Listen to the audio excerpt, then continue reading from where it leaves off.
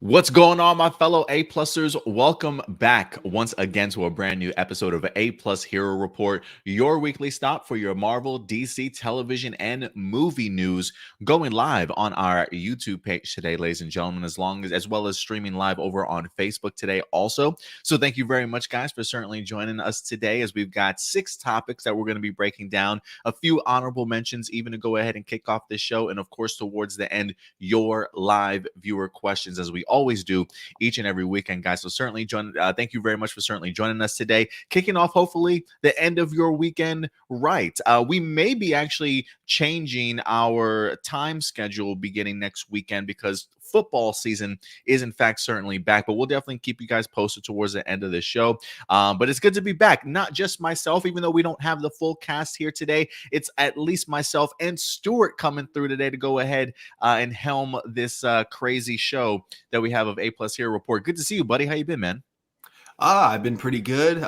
Super sleepy, but I think that's something that everyone is used to at this point on the show. Yeah, at this point, yeah, they know mornings are not our favorite thing in the world.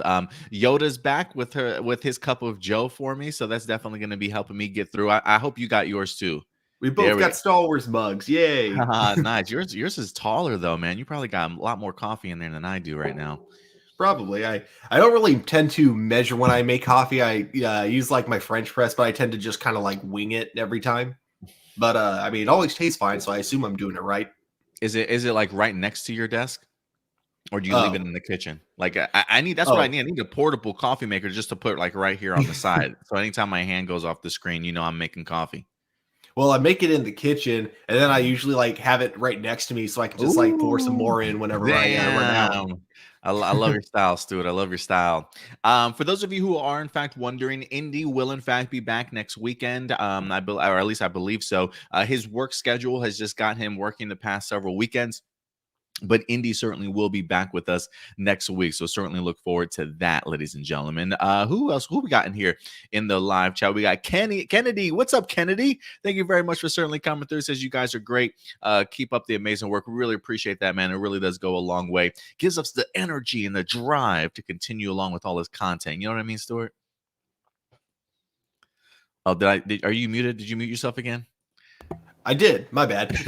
Yeah, I was saying, yeah, definitely. It's always like the comments and just like just knowing that people actually like watch our show, which is what makes it so much more enjoyable to. Yeah, it gives me a lot more motivation in the morning for sure. I feel you there, man. I feel you there. But guys, before we get into some of our main topics, you know how we do around here. Honorable mentions time. Usually myself and Stuart will have maybe a couple of topics that didn't quite make the cut, but we personally felt it was something that you guys certainly should be made aware of, or our thoughts on something that might have dropped sort of last minute. But Stuart, you've got an honorable mention, sir. What's your honorable mention to be kick off this week? Technically, it's 2 honorable mentions about the same thing. First one was this comes from an interview with Kevin Feige, and of course he gets asked the question that I'm sure he's been getting asked constantly over and over, even though like I'm pretty sure he doesn't have any control over it, but you know, he's the one who keeps getting asked about it. But he finally gave us an answer. People have been asking him for so long, when is the new Spider-Man Far From Home trailer coming out, despite that being a Sony project? And finally, Kevin Feige has confirmed the trailer will indeed come out before the movie. Oh, lovely, Stuart. Lovely. But I actually do have a real like. Wait, so no release date. He literally just said it's coming. Don't worry. Yeah, exactly. He said it's going to come out before the movie, which I mean makes sense because I mean, Revelations. Like I think it's like Sony who is in charge of everything when it comes to marketing the film. I don't think Disney has any control over that, especially with this third one, because it sounds like Sony has slightly more control over this movie than Marvel does. But that said, there is like kind of a rumor. I'm going to keep it under rumor. I'm not going to say this is like official, but Comic Book Cast, who I've been watching for years, they've made a video mentioning that they have a guy on the inside, which I do believe them about because they have been right about several things. Yeah, so they were saying that the trailer for Far From Home is currently in the process of being dubbed in a couple other countries, which usually means if they're in the process of dubbing it, that usually means it's going to be released within the next week or two. So it is probably a safe bet we're going to be seeing it sometime pretty soon, like within the next couple of weeks. That's my prediction anyways. Again, I'm going to keep that under rumor because I don't want 2 weeks to go by and people to be like, you lied to us, Stuart. There was, I believe I was hearing some rumors that the trailer might be dropping at an upcoming convention, CinemaCon, I CinemaCon, believe. yeah. I believe that's an upcoming convention that might be. I'm not too familiar personally with that convention myself, but I'm assuming it's for movies in general, for upcoming movies that are set to drop. But I am hearing rumors that there might be a that trailer screened at CinemaCon. It'll be interesting whether or not it's made available to the public. But I definitely fully expect a trailer at some particular point in time. I know it definitely is rather late. I feel like, I mean, I think a lot of people probably expected it to drop during when Black Widow was released or something like that. I think that's what one of our speculations was. So yeah, I definitely fully expect a Spider-Man trailer. Whether or not we get more than one trailer, I think should be interesting. But I think regardless, I know some people say, oh, we don't need a trailer, just put it out in movie theaters. Every movie certainly needs a trailer. Now, whether or not you need 2 or 3 or bajillion TV spots, I certainly think is up for debate. But yeah, give me one good No Way Home from Spider-Man trailer. That's all I need, man. That's all I need. How about you, Stuart? Yeah, personally, I feel like for this movie, they're going to be very hush hush with the plot. It sounds like because we still don't really know anything about what's actually going to be going on. All we have are like speculation from other people because of certain elements we know are in the movie, and because of that, yeah, I would love at least a little bit of a teaser to give me a general idea of what the actual plot is going to be. I hope they don't like end game it where they only show us like the first 20 minutes of the movie. I'm hoping they actually give us like an idea of what we can expect the actual plot to be, even if they do a good enough job hiding a lot of the bigger elements of the film itself. But yeah, I do suspect that we're going to be getting it. I really do hope the CinemaCon rumor is correct, and I feel like that would actually make the most sense for releasing it. I am kind of curious when CinemaCon. I am kind of curious as to when that's even. Oh, it says August CinemaCon, August 23rd through the 26th. Oh. So they're talking about like that. That's like this week, if that's the case. We'll see. Again, I think there is rumors that it might pop up here at CinemaCon. Again, that's August 23rd through the 26th. It does say it potentially might be screened there. Now, whether or not that'll actually screen it there and then show it to the general public as far as releasing it on YouTube or whatever the case may be, that's definitely up for debate. But we'll see if it actually happens. We'll definitely keep you guys posted if there's anybody that is at CinemaCon that lets us know some of that information. Let's see here. If anything, Stu, you did mention in regards to the trailer, one of the things I will be curious to see is how do they go about showcasing us the movie without showcasing us everything. I think that's something I'm going to be looking really forward to, is how much detail they actually give us and how much they actually hide, or you just let everything out of the bag, considering just how much rumor and speculation has been going around in regards to this movie already. So that should be fun for me to see what they provide for us. Any other honorable mention from you, Stuart, or was that it? No, just the Spider-Man trailer. Okay, awesome.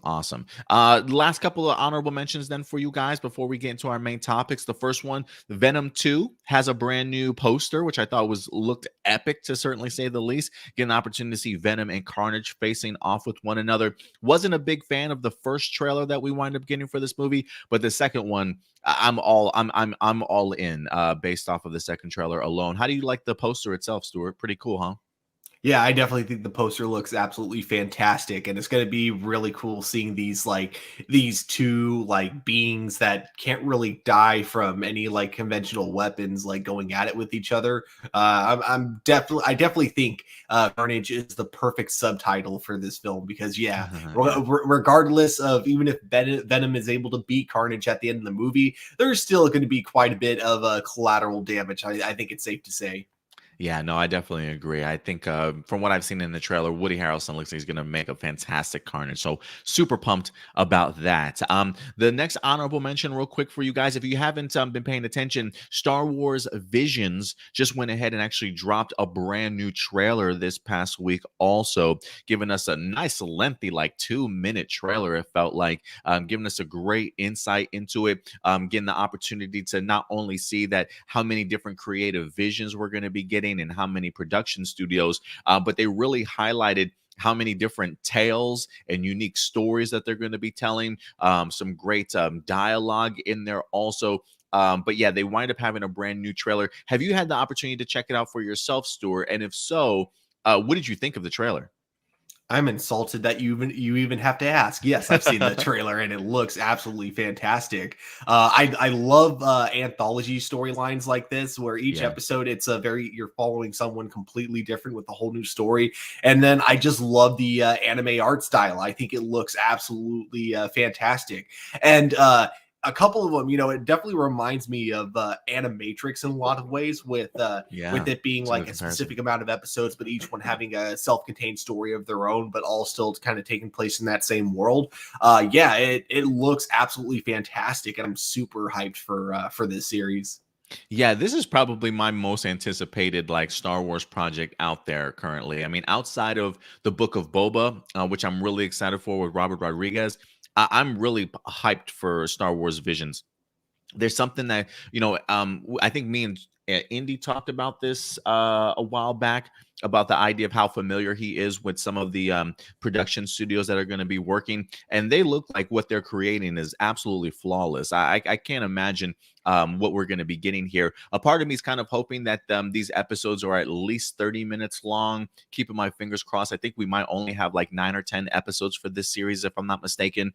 So I do hope that they give them certainly plenty of time to certainly tell the stories that they want to. But some of the images that came out of this trailer, which is unbelievable to me. A couple things that stand out to me: the twin battle that we wind up having, the light side versus dark side. Looks like this chick had like a bunch of lightsabers and things like that. It looked absolutely incredible. There's another guy that had like the staff that when he pushes a button, it like the lightsaber comes out and then like spins like a Hmm. windmill almost. I never seen anything like it. I really do love just the idea of taking classic anime styles and tropes and things like that and really thrusting them into this particular world. I am hoping that this series is going to be so successful that there's at least one or two characters out of here that they decide to go ahead and actually include in either Star Wars canon or at least introduce at some particular point in time in Star Wars in a live action form or even further animation form. But I am hoping for big things that come out of Star Wars Visions. It looks just unbelievable, unlike anything I've ever seen before. If you guys have not had the opportunity to check out Star Wars Visions, do yourselves a favor. Again, I think one just dropped like 5 days ago.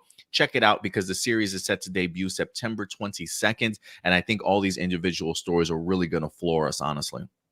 Yeah, and I do think with the character thing that you were bringing up, like the idea of bringing some of these characters into other Star Wars content, I do think that's the direction Disney will go in, depending on the show's popularity. And I say that because of look at how they've been doing with the Mandalorian and now like the spin-off shows that we're getting from that. I feel like when Mandalorian season 1 started, I don't think anyone actually expected any tie-ins to Star Wars Rebels or Star Wars Clone Wars. I think most of us just kind of expected that they would just be kind of like they would exist in that world, but they would never really be addressed in too much detail, except for maybe vague references. But now you look at where they went by the end of season 2, and how like now you have those characters as regulars coming in the next season, and then also getting spin-off shows. Yeah, I definitely think we might get something similar to that with Star Wars Visions. I think they're going to base it on whichever episodes are the most popular, and then find ways to expand characters from those particular episodes.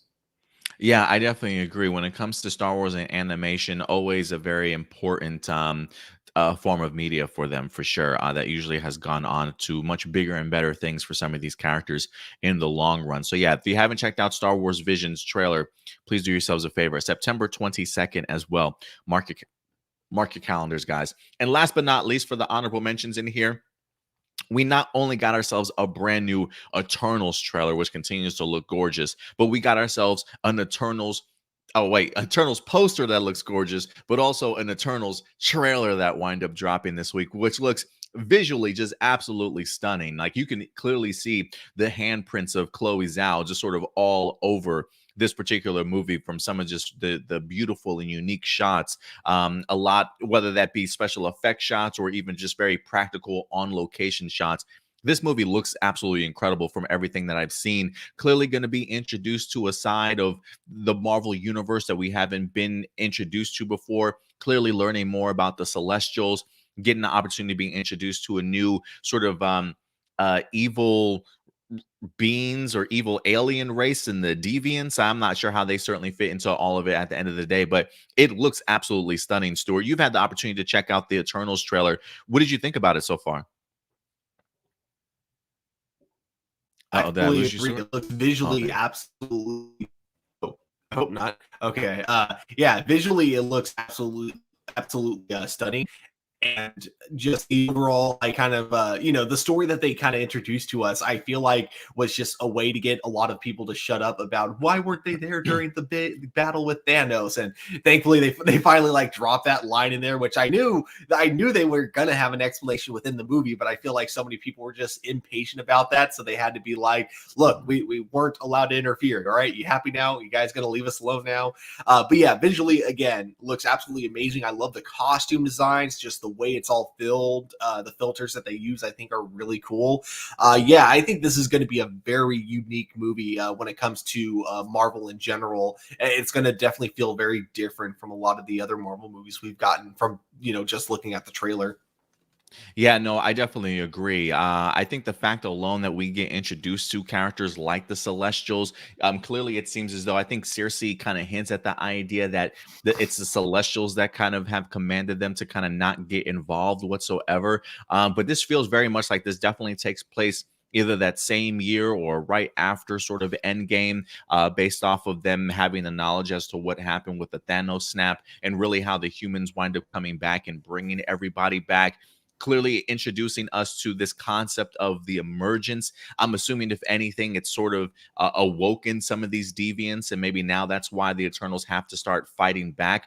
I also do wonder if this emergence, one of the theories that we've talked about from way long ago when they introduced the phase 4, the track to get to mutants, or the track to get to that aspect of the next phase, I do wonder if this emergence too is something that maybe activates sort of like just dormant genes, right? I mean, even though we're not getting ourselves an Inhuman sort of movie, the idea of like the Terrigen mist and things like that that eventually activate, the Inhuman genes that people certainly have inside of them. I do wonder if the emergence, since we haven't been introduced to the Inhumans, will in fact be something like that, but for mutantdom in general. The idea of maybe this has activated a very latent gene in some people. So I am kind of curious if the snap itself in general has at least pushed us forward a little bit to the introduction to mutants at some point in time. I would really like to see the seeds of that kind of planted in this movie. But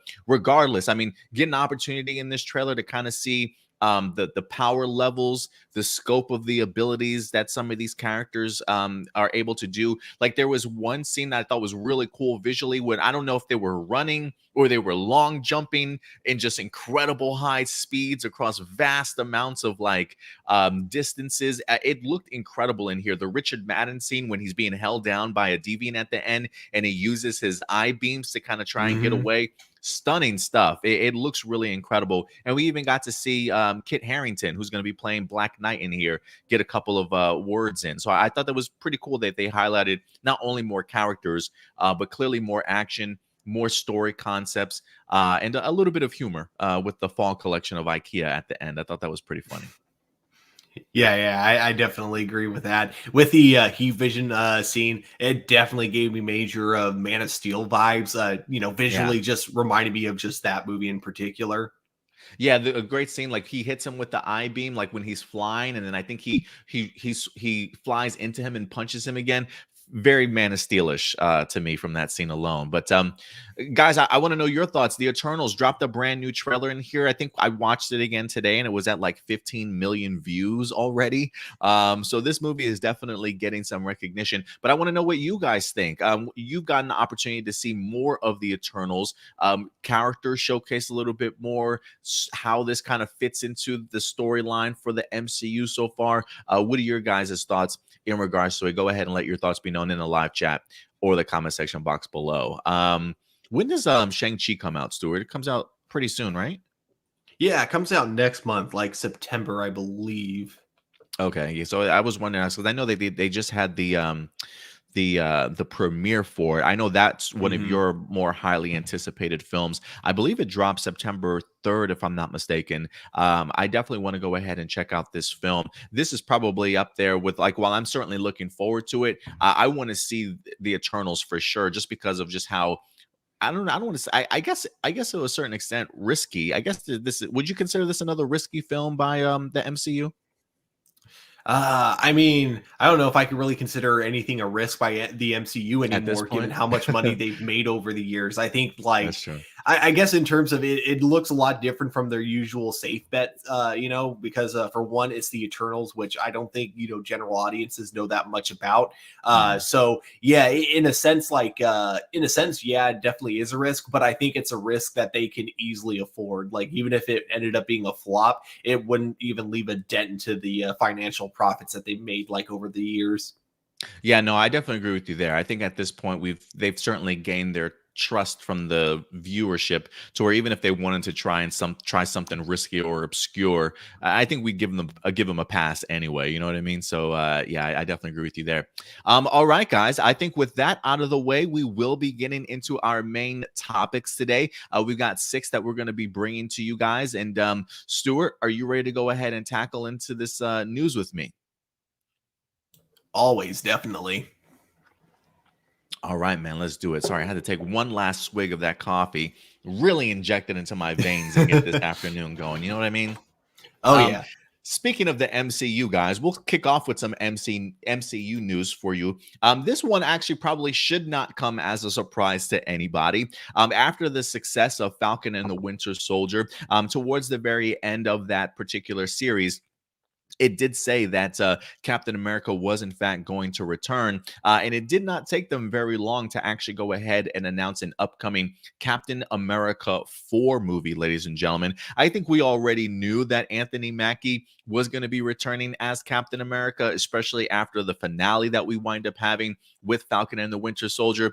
Well, this week, guys, it is official. Mr. Anthony Mackie himself has signed on the dotted line to certainly go ahead and reprise his role as Captain America, ladies and gentlemen. It says Anthony Mackie closes deal to star in Disney's Marvel's Captain America 4 film. It says Anthony Mackie has closed the deal to carry the shield and his first superhero picture in Captain America 4, sources say. Let's give a round of applause for Anthony Mackie for how far this man has certainly come, just in his career in general. I mean, the guy that is literally donning the stars and stripes now with this shield. It's unbelievable to me. Honestly, Kevin Feige's Marvel Studios keeps its details well under wraps, and it's unclear whether the movie will involve Sebastian Stan, who starred with Mackie in the well-received Marvel Disney limited series Falcon and the Winter Soldier. The unofficial title indicates this is Mackie's vehicle, and it's an exceptional career moment for the Juilliard-educated actor who has been a bright spot in every film that he certainly appeared in. It does say here that the series involved his conflict in taking on the superhero persona. Mackie played Falcon in the 6 Marvel films, beginning with The Winter Soldier. Captain America 4 is being scripted by the Falcon and Winter Soldier head writer and creator, Malcolm Spellman, along with the series staff writer, Ndalan Musan. This is not believed to be a top secret project. It says this is not believed to be the top secret project that might bring Chris Evans back into the fold. A director hasn't yet been set for this particular Captain America 4 film as of right now. So it does seem as though we're going to be getting this very familiar faces from Falcon and the Winter Soldier in regards to those behind the camera, at least for the head writer, Malcolm Spellman, and creator of that series, which is great news for me because I really love what they were able to do with Anthony Mackie. A lot of the very close to home sort of social commentary in regards to African American culture, the idea of Anthony Mackie as a black man being Captain America. I definitely want to see all that even further explored. Now that we've seen him pick up the mantle, the first reactions, if you will, from like the media and people asking him questions, I really want to be interested to see him now on a much bigger stage. So I love the vibe and just the feel of what they were able to do with that first Falcon and the Winter Soldier series.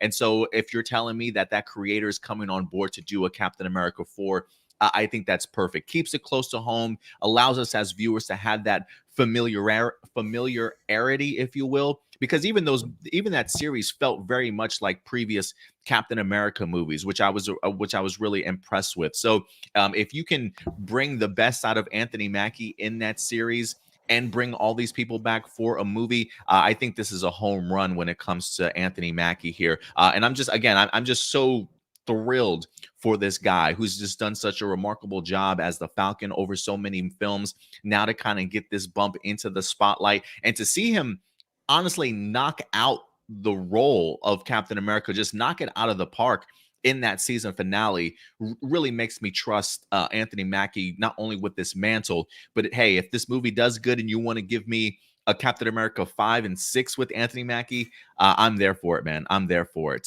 But you hear this news, Stuart. Anthony Mackie has signed a deal. It's official. It's happening. What are your thoughts in regards to this news? Yeah, I'm really excited, and especially like knowing that they're bringing in the same writers from the television series because yeah, that was like one of the things I was kind of worried about with the Captain America 4 is that they would have like a completely separate writing team, so it would feel kind of different from Falcon and the Winter Soldier. But with having the same writing team from Falcon and the Winter Soldier working on this, I think that's a really smart move on their part. I think Anthony Mackie just absolutely killed it in that show, especially at the very end of it with him donning the Captain America suit. So I'm really excited to see how that works in his own solo film. I really think he's going to do a great job. And then for all those people that didn't have Disney Plus, so they never really got to see him as Captain America, this is going to be a great opportunity for him to really show off what he can do as Captain America. And especially because now that the show has gotten like the whole hesitation of wielding the shield out of the way, now we can get like just a straight up movie where he is Captain America from beginning to end. And I think that's something that a lot of people are going to really be looking forward to as well. That's a good point, right? Like we've already seen sort of that birth and origin story, if you will, of him picking up the mantle. Now he can just be fully fleshed out even further as Captain America. I do have a question for you. It did say that they're not sure whether or not they are going to have Sebastian Stan, if he's going to be involved in this movie. Do you think Sebastian Stan pops up in here, or do you think that they truly allow this to be more of a Anthony Mackie focused? Personally, I really hope they bring him back into it. I think the reason they haven't made any official statements is because they're still in the middle of signing contracts. If they've only just now gotten Anthony Mackie to sign on the dotted line, it means they probably still haven't even gotten into the process of talking to Sebastian Stan yet. So I think it's just them waiting until everything gets confirmed before they announce him being in it. But yeah, I personally do think he's going to be in it. And I really hope so too, because I think like the two of them have amazing chemistry. Yeah, they do have some amazing chemistry. Shout out to Nathan Moore here. He says, I hope they actually let Anthony Mackie shine as Captain America. I definitely expect them to. I think the fact alone, like you mentioned, just the enthusiasm of having those people, as far as the writer and creator of the Falcon and Winter Soldier, to come back and actually be in charge of Captain America 4. I think if they did such a great job with the Sam Wilson character there, I definitely do think that they'll go out of their way and make sure that Anthony Mackie certainly does shine as Captain America. I am kind of curious, about the Sebastian Stan thing. I'm definitely there with you, Stuart. I absolutely love their chemistry in the series itself. I personally wouldn't mind getting the opportunity to see Sebastian back. But if I could be honest with you, I wouldn't mind if he didn't return. And that's not a knock at Sebastian Stan or Bucky. I really love what he brings to the table, whether that be movies or series. But there was also another character from the series itself that jumped out at me that definitely has some promise, and that was in fact Sam Wilson's sort of, I don't want to say his right hand man, but the other gentleman that was working alongside with aside him Oh in the yeah. army, the gentleman Mhm. that wind up taking the Falcon wings and things like that for himself at the end of the season. I'm curious if they reuse that actor to maybe come in now that we've got a Captain America to now introduce us to yet another Falcon. I think that would be pretty cool. Not to say that you can't have the Falcon and Sebastian Stan back as a Winter Soldier, but maybe give him a little bit more of an extra bump and have him be sort of that co-star of the series. I think that would be pretty interesting. Interesting move for them to do.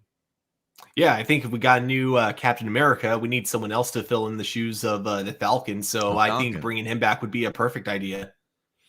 So yeah, we'll see how that winds up coming to fruition. It feels very much early in the stages of development for Captain America 4, but it's happening regardless. We want to know your guys' thoughts. Who would you like to see as a co-star for Captain America 4? Now that Anthony Mackie is going to be really getting the main shine as Captain America, would you like to see the Winter Soldier back? Would you like to even see a brand new Falcon make an appearance in here? Also, we definitely want to go ahead and know your guys' thoughts in the live chat or the comment section box below. Any last words in Uh, regards to that, Stuart?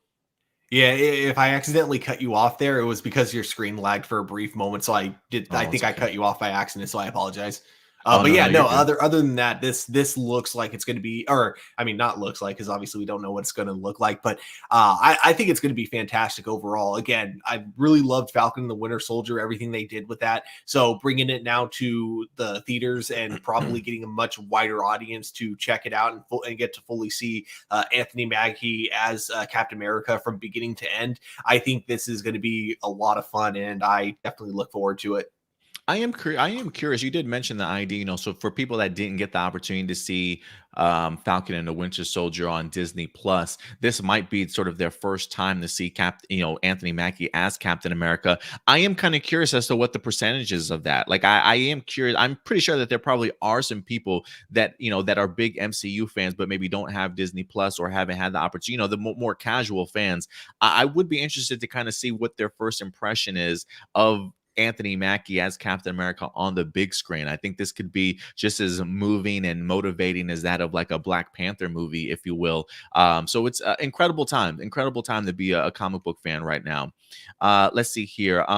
Indy does say, I think you'll get the guy that was helping him as a new Falcon and not Winter Soldier. So he's leaning the more Okay. Falcon route. Also, we'll see what happens there. I do think that there's room for both of them, but if there is no Sebastian Stan in it, I personally wouldn't mind, especially if they're going to highlight a new Falcon and kind of give him some shine. And who's to say that we don't get ourselves another sort of Falcon and Winter Soldier sort of season 2 at some point in time? Which, if that's the case, if you're going to keep Winter Soldier around in a more of a series form, I think that would be fantastic, honestly. Mhm. Um, oh, and he says Nathan did say Joaquin Torres. That's what his name was in the series. Torres. He does become the new Falcon in the comic book. So for me it just makes sense, if anything, to kind of introduce us to another one. If he's, especially if he's a comic book character as of right now. But we'll see. Time will tell. They It may just definitely want this felt to like be they a hinted at that.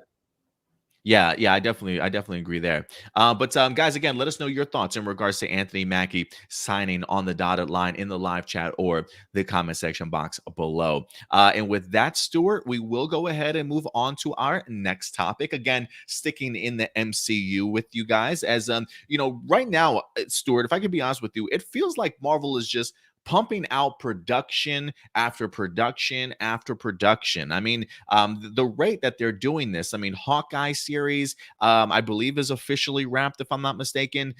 Miss Marvel series is officially wrapped. All that set to certainly come our way. later on this fall, beginning of 2022. And they also have movies that are currently beginning production, which is crazy to even fathom, which I believe Wakanda Forever, if it's not already in front of the cameras, it's about to be there, ladies and gentlemen. It's almost about to be there. And there's a plethora of brand new Disney Plus series that are certainly coming our way. If you guys recall, we still got like Armor Wars left out there. We certainly have Ironheart, the new Riri Williams series out there also. So a lot of moving pieces currently going on in regards to the MCU. But this week, in regards to Black Panther 2, Wakanda Forever begin filming, Kevin Feige actually gave us confirmation that I personally did not see coming, letting us know that Riri Williams, Ironheart, her debut may not necessarily be in her series itself, but coming way before then, ladies and gentlemen. Kevin Feige has recently let us know that Riri Williams will, in fact, be popping up in Wakanda Forever, which I did not see coming at all, Stuart. Let's go ahead and dive into this news real quick. This comes to us exclusively from comicbook.com, saying that Dominique Thorne's Riri Williams to debut in Black Panther Wakanda Forever. And this is the benefit, Stuart, of having not only television shows in the MCU, but having them connected to the bigger world of the MCU, that you get to introduce these characters into these movies and then plop them right into their own series once everybody's been introduced to them. It's a brilliant idea. But this is what the article says. It says Black Panther Wakanda Forever has added Dominique Thorne to its cast, the actress who will be playing Ironheart in the MCU. Thorne had previously been announced as the MCU's Riri Williams for the hero self-titled Ironheart series coming to Disney Plus. Kevin Feige has confirmed to comicbook.com that Thorne will make her comic book debut, her MCU debut, as Ironheart ahead of the release of her self-titled series. It says, we're shooting Wakanda Forever right now, and the character of Riri Williams will meet in Black Panther 2 first. Feige said in an interview surrounding the release of Shang-Chi, she just started shooting, I think, this week before her Ironheart series. For those of you who are not familiar with her, it does say in the Marvel Comics universe, Riri Williams is a teenage engineer genius who designs her own version of an Iron Man suit. Following her father's death, she lives with her mother and her aunt in Chicago. At the age of 15 years old, she gets herself accepted into MIT. It is there that she builds her own version of an Iron Man style armor. After using the armor to stop two escaped prison inmates, Tony Stark reaches out to her and gives her his blessing to become a new armored hero. Yet there's no indication that Robert Downey Jr. or Tony Stark will be part of the character's story in the MCU right now. And it does say that Wakanda Forever is recently began its production in Atlanta, and we have Ryan Coogler set to go ahead and return in regards to directing. So there you go.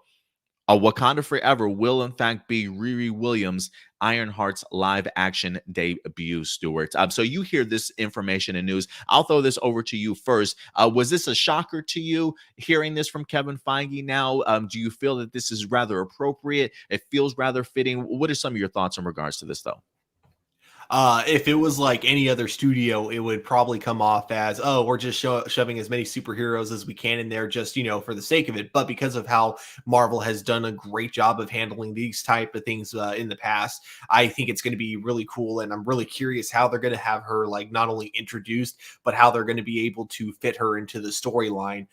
So it's definitely intriguing overall. My biggest thing though, too, is I am kind of curious if like it's going to be a required viewing for watching the TV show, or vice versa. Like maybe this movie takes place, like, even though like she debuts in this movie, I'm wondering if it takes place like after her television series or before it, if it is like the official like setup for her television series. So those are the kind of things I'm like very curious about. But yeah, overall though, I am really excited to see her like as the new Ironheart of the MCU, and I'm really excited to see how like the MCU decides to use Ironheart and utilize her for sure.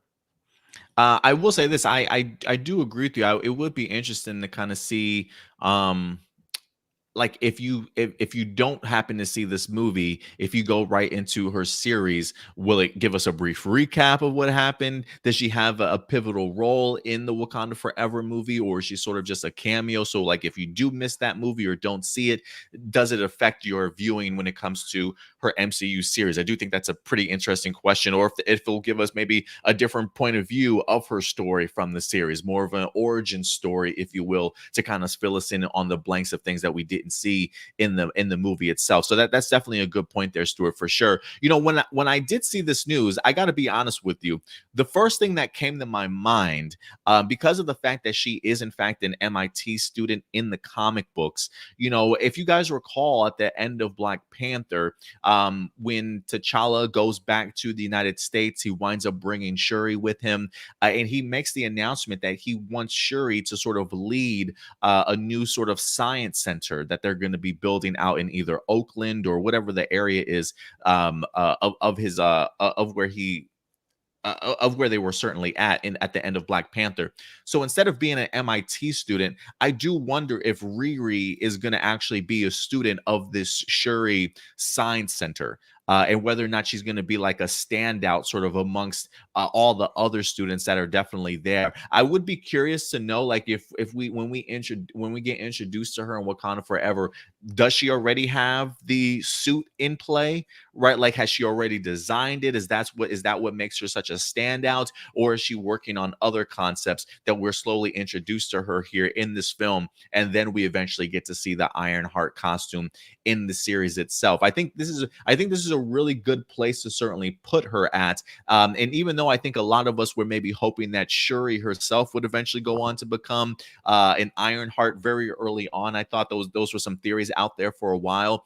I kind of like the idea of introducing Riri here. So instead of MIT, maybe it is the science centers here that T'Challa is in fact sort of building. So I think this is great. I would be curious to see how big of a role as she plays. Like, is it going to be on the level of, say, what Peter Parker was when we got introduced to him in Civil War, minus sort of the airport sequences, right? Because I think Peter Parker clearly became a much bigger part of that movie, even after his brief introduction when he wind up having to go into battle. So I don't know if they're going to actually give her a battle sort of stuff or aspects in this series, but I think just a brief cameo, a brief introduction will really go a long way in regards to, you know, just rubbing some of that Wakanda Forever on you, you know, pushing you into your own series, letting people get their eyes on you in the movie, and just have a huge series certainly after that. So what do you think, Stuart? Do you think we get the opportunity to see the Ironheart costume in here? Do you think she plays a pivotal role, or just as a cameo? If you had to make an assumption, what would you think we were going to get from her? I assume it's going to be more than a cameo, because when Kevin Feige name dropped her in the upcoming Black Panther movie, he did refer to her as Ironheart. So I do think she is going to play a decent role within the movie. Like, it might just be Spider-Man, or it could be like she's actually like the supporting character. But a role I was thinking about, like, as you were talking, like something I could totally see her doing, is that she is like a student of Shuri's. That might be a good way to get Shuri into becoming the new Black Panther, because, you know, obviously when you have such, you know, a role like that, you know, that was played amazingly by Chadwick Boseman, and then I'm not sure what their in-universe explanation is going to be for his disappearance, but, you know, I feel like those have to be, like, you know, big shoes to fit in. So I feel like there's probably going to be a lot of hesitation from Shuri. So I could see Ironheart being the one to really kind of convince her to take up the mantle. So, you know, if that's the direction they decide to go in, I think that'd be kind of cool. Plus, you know, it sounds like she became, you know, the Ironheart because she was like a fan of Tony Stark as Iron Man. So I could see it being kind of similar to that. Like, she's probably a huge fan of Black Panther, and that's why she's the one who kind of convinces Shuri to take up the mantle. I could see it going in kind of a similar direction to that. That if I'm making any predictions. Oh, I think you're muted. Oh, thank you. And you do make a good point, and I will be interested to see how big of a role she plays. I do like that idea and the concept of her sort of helping motivate Shuri, if that's the route that they're certainly wanting to go. Like, for me, if anything, I don't, even though Riri Williams is going to be involved in here, I feel like there's still such a big story for Black Panther 2 and Wakanda Forever that Ryan Coogler wants to kind of tap into. So I am almost hoping that while Riri, if she does have a significant role, I hope it doesn't necessarily take away too much from the overall storyline, unless Riri Mhm. really does sort of fit into the overall storyline, whether that's, motivating Shuri or any of the other members of T'Challa's family, who certainly knows. But I do hope that I don't want her to certainly take away from the movie itself. So I do want them to be careful as to how much time they actually give her on screen, how much big of a role of a cameo, or even, like I said, if she does play a pivotal role, I just hope it connects really well to the overarching storyline for the movie itself. Because especially with Chadwick Boseman not necessarily being there, I definitely want to see a lot more focus on his legacy. But then, you know what? I mean, if you think about it, Riri Williams is kind of part of the legacy, of what T'Challa certainly is kind of left behind in the Science Center. And if he's kind of creating these fantastic geniuses that are coming to the forefront now, being superheroes, that is a pretty significant impact that you've kind of left on the world, even if you're no longer there, sort of thing. So it could all be linked for all we know. But I do think that this brings up an interesting twist in the movie that I personally was not seeing coming. But I'm definitely here for it. Mhm. Yeah, definitely. But guys, listen, we want to know your thoughts. What do you guys think about the idea of Riri Williams as Ironheart debuting in Wakanda Forever? Do you think she's going to have a pretty significant role? Where do you think she sort of pops up out of this particular movie? Do you think that she is in fact going to the Science Center schools that T'Challa has in fact built? Definitely go ahead and let me know your thoughts. And does this news get you even more hyped for the Ironheart series, knowing that she's going to be in an upcoming Black Panther movie? Great way to introduce a character, if you ask me, Stuart. I do continue to love just the connective pieces that we have between the movies itself and the television series. I think they're doing a phenomenal job with them so far. Yeah, definitely agree. I'm really excited to see, like, as they go forward with their next phase, like how general audiences react and how what they think about like the idea of, a shared, like, more connective tissue between the movies and the shows. So like there's actually like things that get set up in the or set up from the shows into the movies, and then same vice versa. So yeah, I definitely look forward to seeing how that goes for Marvel and how, general audiences feel about it. And I'm sure a lot of this is because Disney is saying to Marvel, "Hey, we need more Disney Plus subscriptions. So, whatever you do, whatever you need to do to advertise your shows and the movies, make sure it's done, and we'll give you more money for it." Yeah, That's what just I keep popping assume it them all out. kind of comes down to. But Yeah, yeah, just as long as they do a good job of it, I couldn't care less of how these characters get introduced, as long as they don't like rush it.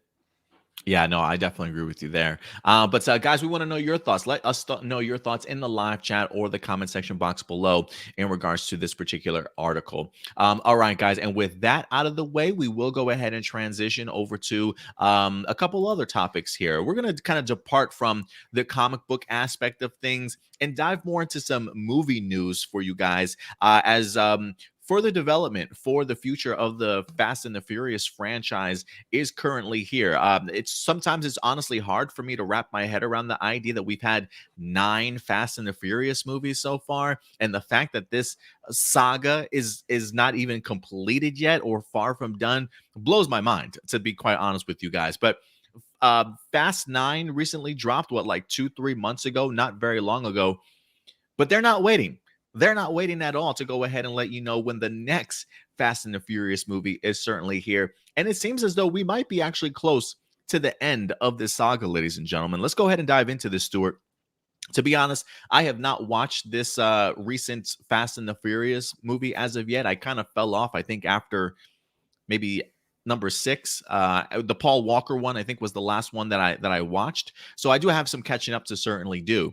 But it seems as though Fast and the Furious 9, if you were big fans of the ninth installment and you're ready to wrap your hands around the 10th one, we have a release date, ladies and gentlemen. That's right. Entertainment Weekly's article here, The Road to the End, Fast and Furious 10 sets a 2023 release date. I mean, they're popping these things out quick, Stuart.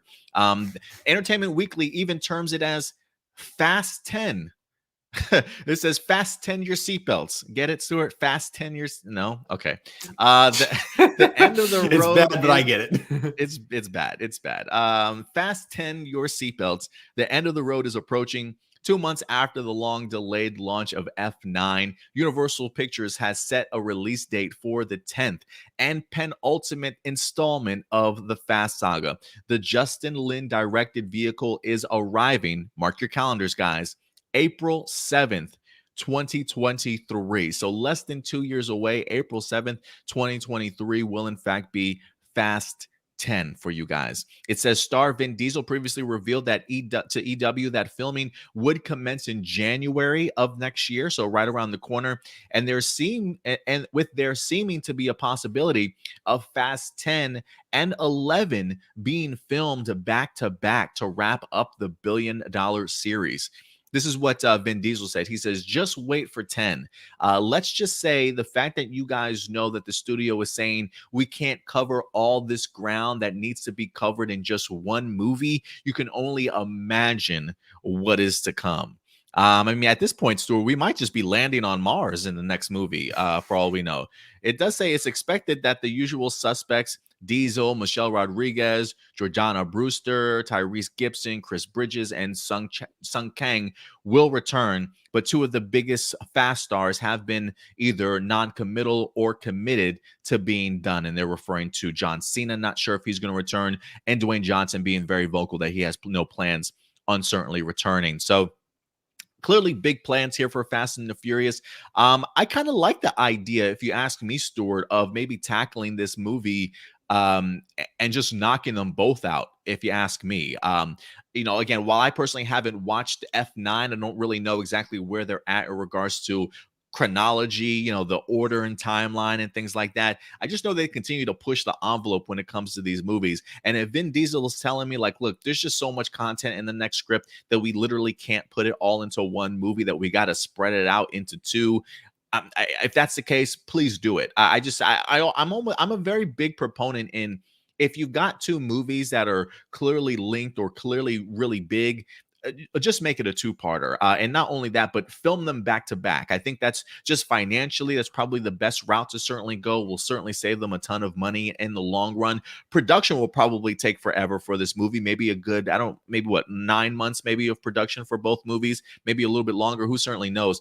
But I do like the notion of at least filming them back to back, knowing that regardless of how Fast 10 does in the box office, number 11 is going to be right around the corner before we know it. Maybe another 2 year, or if you film them back to back, maybe just a 1 year gap in adventures, I think would certainly go a long way. Because I just don't know how much people are certainly hungry for more Fast and the Furious. I think if you get to number 11, that's got to be it, right, Stuart? They're like, that's got to be it for the franchise. So maybe some people are tired of the franchise. Who knows? Maybe people want more. But I think the idea of two more, seemingly very possible. I think people can certainly digest that. But yeah, I was not expecting this release date to come as soon as it did. But I will tell you this, Stuart. I think the confidence that this brings me, the fact that they so quickly, immediately announced the next installment, makes me feel like they're pretty confident about the next two movies that they have, or at least really like the scripts enough to go ahead and start pushing them into development rather soon. So I was not expecting this release date, but now that we've gotten it and seeing the potential of them doing a back-to-back film, it kind of does make a little bit more sense to me. But what about you, Stuart? I believe, if I'm not mistaken, you've had the opportunity to check out Fast 9. Correct me if I'm wrong, but after watching that movie, is there any appetite for you for a 10 or even an 11? And the idea of Vin Diesel talking about it might be being so big, they may have to split it into two movies. What are your thoughts in regards to that?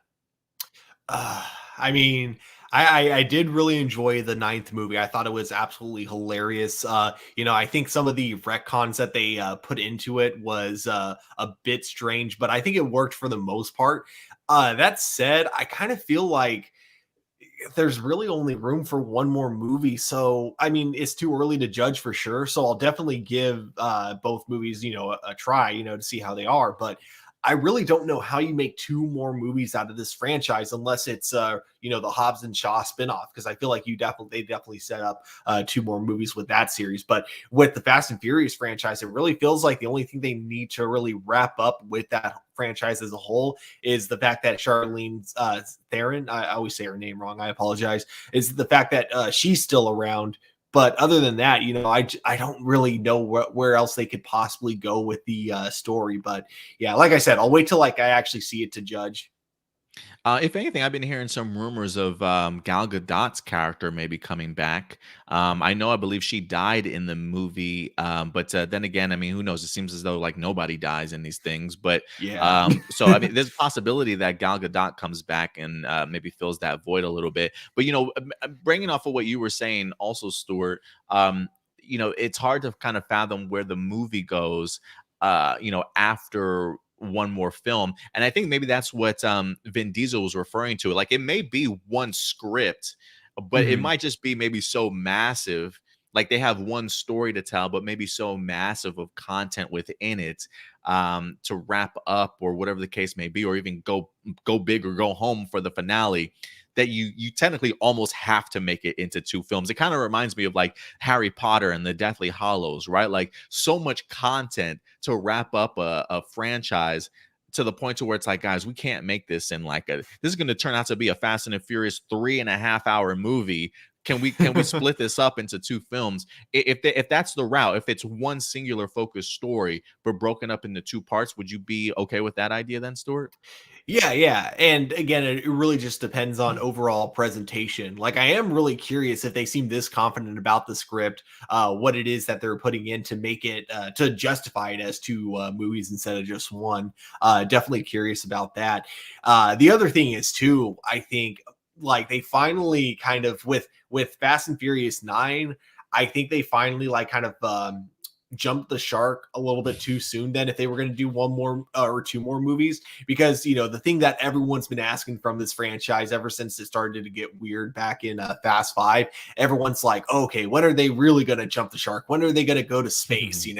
And they finally did it in the ninth movie. So with that, now I'm just like wondering, what can you possibly top from the ninth film? Now you guys have gone to space. Are you guys going to now introduce time travel into the Fast and Furious franchise, or something like that? I mean, even looking at Hobbs and Shaw, they even introduced like super soldiers. So like, the idea of superpowers in the Fast and Furious isn't too far-fetched. So I think that's what I'm more excited about than the movie itself, is seeing how over the top they decide to go this time around.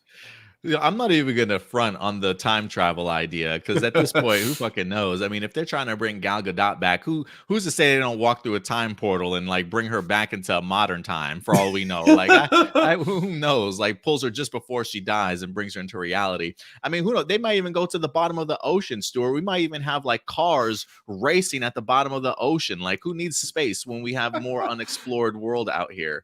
So yeah, a ton of stuff that they could certainly dabble into, and it should be pretty interesting to see what they tackle this time around. Like they mentioned the idea of John Cena being up in the air of maybe not returning. Dwayne The Rock Johnson's been pretty open about not wanting to return to the franchise. If I'm Universal, though, I'm doing everything in my power to get these two guys to kind of come back. I mean, Dwayne The Rock Johnson is just box office numbers added to your your end goal or whatever the case may be for movies. And I think John Cena is certainly coming into his own. So I think if there's a place for them, I say certainly do your best, Universal, to try and pitch them an idea to certainly come back. Like, come on, Rock, it's just one more movie. Like, can't we just get you for a cameo briefly? You don't even have to be in 10 and 11. Just pick which one you want to go ahead and drop in. We'll even drop you in. You don't even have to have a same scene with Vin Diesel. If you want to face against John Cena, perhaps, or whoever else, maybe we'll go ahead and give you some of those, something like that. But there's got to be a way for them to fit Dwayne The Rock Johnson. And would you want to see either of these two characters come back? Yeah, definitely. Because what I liked about what they did with John Cena's character at the end is I like how he wasn't actually like redeemed. He just wasn't really an enemy of Don anymore. They just kind of Mm, like went their own separate ways, and that was it. So I definitely think there's still room for like them to kind of reconnect as siblings, especially in a franchise that's all about family. So so family. like I think that's what yeah exactly. So I think that's what they were kind of like building up for the next movie is for like Dom and his brother to reconnect. So if John Cena is not in the next movie, I feel like that would annoy quite a few different audience members or audience or moviegoers. Yeah. I mean, just thinking about it though, like all the like, if you have a John Cena in here, if you have a Dwayne Johnson, if you're bringing Gal Gadot back, if you bring back Jason Statham, Mhm. hell, maybe Charlize Theron pops up in here also, right? I mean, that feels Oh, like two she's more definitely going to movies, be man. in it. That feels like two movies worth of just stars. Like with so many stars, we can't contain them in one movie. That we've got to Mhm. separate them. Almost like it might as well be Expendables 5 at this point. But I'm certainly pumped to kind of see what they have in store. I may not see it in movie theaters. Me and the girlfriend may have to do a marathon of just binging Fast and the Furious to play some catch up to warrant me to go ahead and check out numbers 10 and 11 if we get two more. But we'll see what happens, guys. There you go. Fast and the Furious 10, guys, has a release date set for April of 2023. How excited are you for the next installment? And would you like to see what they have split into not just one movie, but two movies? Go ahead and certainly let us know your thoughts in the live chat or the comment section box below, guys. Were you gonna say So, something else, an too? interesting way to binge this series. Oh yeah, yeah. I was just gonna say because you were talking about wanting to catch up. Like an interesting way to binge the series on the website called Vudu, which is a streaming service, but it's one where you have to like actually pay for all the movies that you rent or buy. Mm. They have this weird Fast and Furious collection where each of the movies are divided into 4 episodes, so they treat it like a TV series. So but it's also in Ooh. chronological order. So Tokyo Drift doesn't come in until Ooh. like after the 6th film. And yeah, so you can like watch it as if you're watching like a mini series with or like a television series with like 4 episodes a season. Have you watched it that way yet? Yeah, that was what my friend and I did when the 7th film was coming out because I think that was when he was really curious about wait a minute, wasn't the first movie about street racing? When did it become a spy espionage film? So Yeah, quickly we definitely decided jumped the to shark. kind of like binge the series together and then see how it slowly goes from being like a film about street racing to like the ridiculous franchise it is now. Did you enjoy it that way too? I'm assuming that's Oh probably why you yeah, recommended it that way. yeah. I thought it was like Okay. a kind of unique way to view the series. Yeah, I think it worked. Okay, maybe I'll have to check that out. I tried to do something like that with I've been wanting to do something like that with the Clone Wars series because you can find the actual timeline and stuff for how Mhm. the stories for Clone Wars should certainly be told. Having to jump clearly through different seasons and different episodes and things like that to watch it in chronological order. So that kind of interests me though. I can't lie in regards to that. So we'll see what happens. I might take your suggestion in regards to that.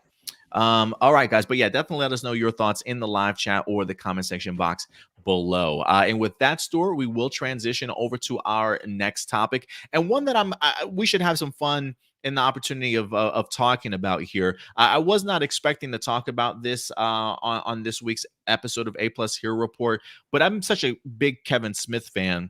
And these are two films that I've always been such a fan with. I don't know if it's maybe because I feel like I'm almost closer in age to some of these characters or whatever the case may be.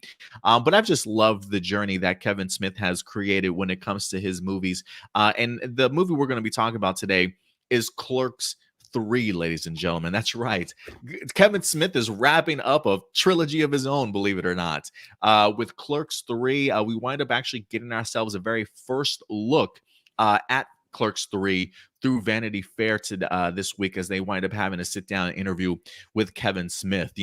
Stuart, just wrapping my head over just how far these characters have certainly come over the years. If you're not familiar with Clerks, I highly recommend that you guys certainly check it out. If you're fans of Kevin Smith, it's certainly work of his worth checking out if you haven't. I know some people feel weird about checking out older movies and things like that from time to time, but it is a film I highly recommend. I mean, from Clerks 1, seeing these characters as young kids working at like the quickie stop, if you will. I feel like everybody in their life has had to experience working in retail or some small crappy store before in their lives. Going on to Clerks 2, moving on up in the world just a little bit. I mean, just seeing how far these characters not only aged, but just to see how far they've certainly come has been a real joy.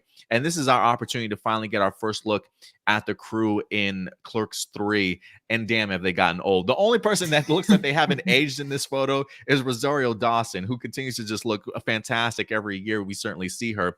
We're getting the opportunity to see the cast from Clerks 1, then Clerks 2, and now here in Clerks 3. Seeing that they've clearly gone back to the quickie stop, clearly have purchased it for themselves or maybe are owners of it, whatever the case may be. I love the look of this story. I truly do. When you see these photos of seeing where these characters first began and where they're at now, what is it like? Does it do anything for you? Does it make you feel a little bit emotional, a little nostalgic? What has it been like to see this photo? Uh, yeah, extremely emotional and nostalgic. Like the first Clerks movie was one of my all-time favorite movies back in high school. I think I've rewatched that movie so many times at this point.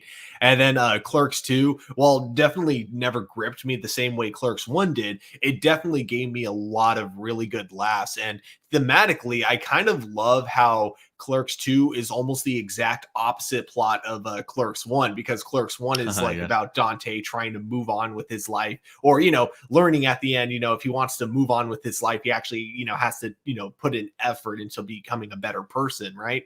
And then Clerks 2 is kind of the opposite. You got him working at a fast food joint, working with a manager that he's in love with, plus his best friend. And, he's constantly trying to, improve his life by marrying a girl that he's not like into. But by the end of it, he realizes maybe there's nothing wrong with where I'm at right now. Like, yeah, it's not the Mhm. idea American dream life that most people think of, but I really love this woman. And yeah, I do really enjoy working with my best friend. So it is, I always loved how like they had the exact opposite thing going for them. And yet they both worked really well with what they were trying to convey for their message. I know like a lot of people, one thing that'll be kind of critiqued is how like Dante is definitely an asshole with the way he treats women. Yeah. But I think that's the point, though. So I don't think Kevin Smith is ever trying to get the message across that this is okay. So just keep that in mind if you guys ever do check out these movies. But yeah, Clerks 1 is an absolute classic, and I will watch it like anytime it's on. I freaking love that movie. Yeah, I absolutely love it too. It's been a while since I've actually watched the first one. I feel like I have had Clerks 2 on repeat when it first came out for quite some time. I was a really big fan of that. So for me to be able to get the opportunity to see these characters coming back, clearly working at where they first originally sort of started out at, the one thing that I love about the Clerks movies and just the series itself, and if you guys get the opportunity to check out the Vanity Fair sort of interview, I definitely would recommend it. But he really just talks about the Clerks or almost as like his own personal life journey too, Stuart. Kevin Smith, now an older man in his 50s, if you will, having kind of gone on this journey with these characters and really being able to kind of push sort of life lessons for us sort of middle-aged viewers out there and things like that. Just seeing the journey for Dante and them, it's been I feel like for Kevin Smith has been a very emotional one and stuff. You kind of see your time, I don't want to say dwindling or sound dark or anything like that, but the idea that, you've lived a full life. You've got less years ahead of you than you do sort of now behind you at that point in time. And just a realization of where you are in your life.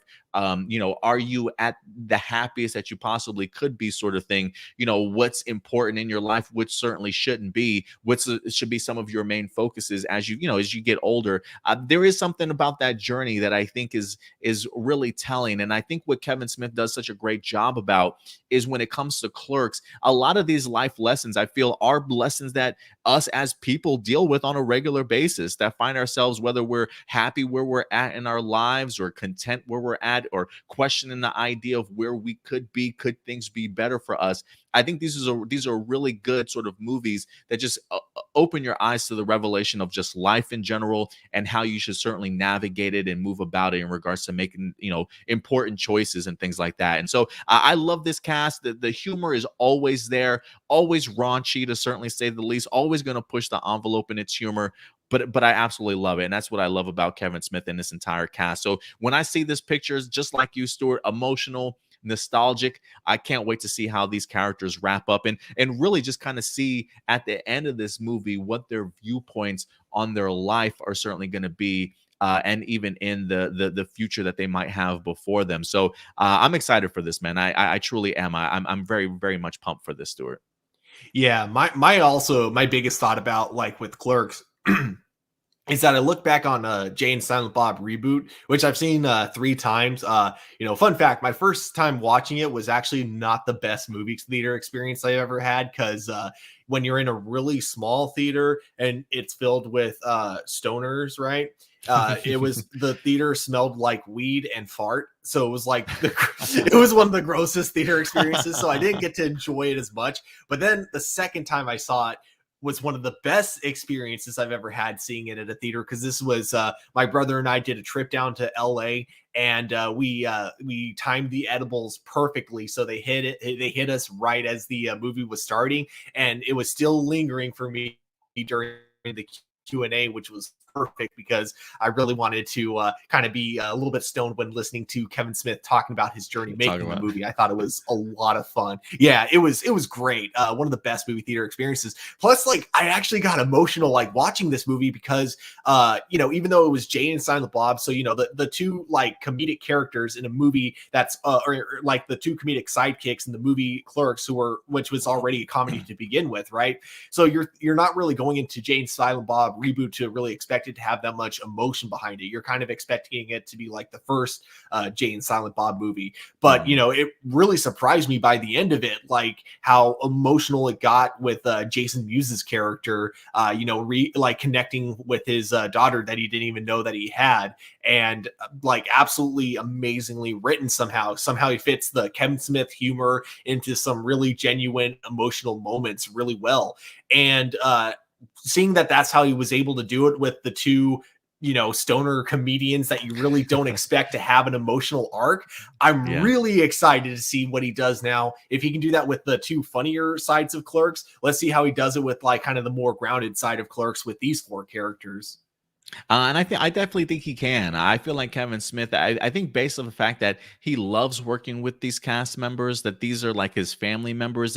I feel like anytime that he focuses on a movie with them, it's almost like a passion project of his, and I think the fact that he has been looking forward to making Clerks 3, or at least is at the point in his life where this almost sort of makes sense for him to kind of revisit. I do think we're going to see some of the best Kevin Smith from this movie, and I think he always puts his best foot forward when it comes to either Jay and Silent Bob or his Clerk stuff that he winds up sort of pushing forward. So I think Lionsgate's going to be producing this, so kudos to Lionsgate for picking up Kevin Smith's Clerks 3, allowing this to actually come to fruition. I'm always a big fan of Lionsgate and their work that they wind up doing, so I'm not expecting anything less when it comes to Clerks 3 going forward, and I'm eager to see the humor and the message that he's able to deliver, because I do expect there to be some emotional moments from this movie, despite just the off the wall humor that we're definitely going to be getting for sure. But guys, listen, if you've had the opportunity to check out any of the Clerks movie, or even if you're a Kevin Smith fan, I definitely want to go ahead and know your guys' thoughts in regards to the first look of Clerks 3. What do you guys think of the photos that we wind up showing? And again, I would recommend you guys check out the Vanity Fair report or interview with Kevin Smith, as he certainly goes ahead and breaks down Clerks 3 even more for you guys, just to kind of see his mindset and his mentality going into it. I think we're in for something great, Stuart. Just a funny note, because you brought up Kevin Feige. One thing that Kevin Smith brought up is that he every time he goes to say hi to Kevin Feige, or anytime they're in the same room, he just sees like Kevin Feige's eyes always have like this worried look in him, and so Kevin Smith thinks, oh yeah, I feel like every time I go up to him, he's thinking that I'm asking for for a job. I would be curious if Kevin Feige will pop up in this movie. I think it would be great. I feel like he's got some great cameos from time to time Mhm. in his movies. I believe Stan Lee was in Mallrats. So I like, even though Stan Lee's no longer around, maybe continue that with Kevin Feige appearance or a brief cameo for him to come in and grab some cigarettes real quick. I don't even know if Kevin Feige's a smoker, but I would love to see him just come into the quickie stop real quick and pick something up before he goes off to a That would premiere or be something. so I don't funny. know. I think that would be great. Yeah. Uh, uh, Stanley did have a cameo in Jane Silent Bob reboot. They basically didn't have like an actual scene for him, but what they had was like a scene where it was Kevin Smith directing Stanley for what was meant to originally be his cameo in the film. It's at the end credits of the film, so it's pretty heartwarming too. So it was like a cool in memory of Stanley kind of moment. Yeah, no, I definitely agree. That I think that's pretty awesome. Give me something like that in Clerks 2. I will definitely be a very happy man. But guys, listen, we want to know your thoughts. Again, first look at Clerks 3. Are you pumped for the movie? Have you never seen Clerks? Go ahead and certainly let us know your thoughts in the live chat or the comment section box below, guys. And with that out of the way, Stuart, we will get back more into some comic book talk for you guys today. We talked Marvel at the very beginning. We're going to wrap up with our last two stories to be DC talk for you guys today, as some development wind up happening late this week that I did not see coming. Really blindsided me, if I could be perfectly honest with you. But it's a development that I'm actually pretty interested and eager to kind of see if this actually comes to fruition, ladies and gentlemen. Now, listen, we wind up having Birds of Prey that I feel like, for the most part, when that movie came out, kind of mixed reactions. I feel like you either really enjoyed the movie or some people were just turned off by it, unfortunately. But one of the things that I feel like we've talked about on here, Stuart, is as two people that are in fact fans of Birds of Prey. One of the things that I mentioned that is, if we were ever going to get ourselves a spin-off series or spin-off movies, if there were any characters that I really would love to have seen thrusted into the spotlight, give me the Huntress, or even give me Black Canary, because I loved what Jurnee Smollett not only did with the character, but I also just enjoy what she's done as an actress herself. She's definitely a character. She's definitely an actress that I'm continuing to fall in more and more in love with just whenever I see her in new projects, because she's just that good. So this week, when we wind up actually getting rumors and speculation that kind of started about possibly Jurnee Smollett returning as Black Canary, it wasn't until it hit Collider and other big news sources that started running with the story that it really grabbed my attention. Because, ladies and gentlemen, it seems as though DC and HBO Max might have plans for a Black Canary movie at some point in time, ladies and gentlemen. Let's go ahead and bring this up. This is from Collider.com. A Black Canary movie in the works at HBO Max from writer Misha Green, and Jurnee Smollett set to go ahead and reprise the role. Now, I was fascinated by this because when I first read this, this actually came from a report from Cinelinx that went ahead and was actually reporting this based off of a Variety article that mentioned that Misha Green and Jurnee Smollett wanted to work together again. Somebody threw out the idea of maybe Black Canary, and they certainly seemed enthused about it. But Cinelinx kind of went even further with it. Not just the idea of it could happen or enthused about possibly working together. Cinelinx went so far as to say, no, this is happening according to their sources. Now, I'm not too familiar with how reliable of a source Cinelinx is, which is one of the reasons why I wanted to wait around to see if other big um, companies wind up actually running with the story. And lo and behold, here's Collider.com. It says a Black Canary movie from writer Misha Green is in early developments at HBO. Sources tell Collider. So Collider sources are telling them the same thing. And then it says, though the exciting news was first reported by Cinelinx. So even though Cinelinx first reported it, it's at least nice to know that there are at least some other sources, maybe close to Collider, that's confirming that news also. So it's in very early development at HBO Max. But it says Jurnee Smollett will reprise her role as Dinah Lance, aka Black Canary, who was first introduced in last year's Birds of Prey movie. The character was depicted as a burlesque singer who rescues Margot Robbie's Harley Quinn from an attempted abduction, and later becomes the driver for crime lord Roman Sionis, also played aka Black Mask. She eventually betrays Roman and reveals her metahuman ability of supersonic level screaming. Sue Kroll, who produced the Black Canary movie under her will produce the Black Canary movie under her production banner, which also produced Birds of Prey. It is unclear whether Misha Green will direct Black Canary film as well or merely write the script. But either way, the project is a long ways off, as Green has several other projects in the works that she must tend to must tend to first. And then it says Green and Jurnee Smollett previously indicated that they'd love to further explore the character of Black Canary while doing press for the HBO series Lovecraft Country, which was abruptly canceled after one season, which I can talk about that shit forever. But I will say this, Jurnee Smollett did go ahead and make a comment in regards to the news that was out. And she says, guess the canary is out of the cage. So excited to finally embark on this adventure with my creative soul sister, Misha Green. So she's even confirmed that, yes, this Black Canary movie is in fact happening, Stuart. And let me go ahead and throw this over to you first. I know you were a fan of the Birds of Prey movie. Now that you hear Misha Green from Lovecraft Country teaming up with Jurnee Smollett to eventually bring us a Black Canary movie on HBO Max, what are your initial thoughts in regards to this, Stuart?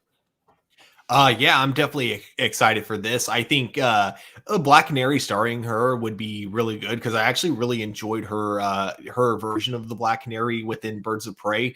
So her getting her own solo film, I feel like there's a lot of potential there, and I hope it means that we can get a little more backstory on her mother, because I remember that was like kind of a plot point that got brought up that they never fully fleshed out, but it would be cool to see where they go with that with her own solo film. But yeah, overall, like I'm really excited to see what they do with this movie. I think a lot of people have wanted a Black Canary movie for quite some time, and I'm also kind of curious about which other kind of smaller characters we might get in this, such as if it's possible that this be our first time we could get introduced to like a DC version of the Green Arrow.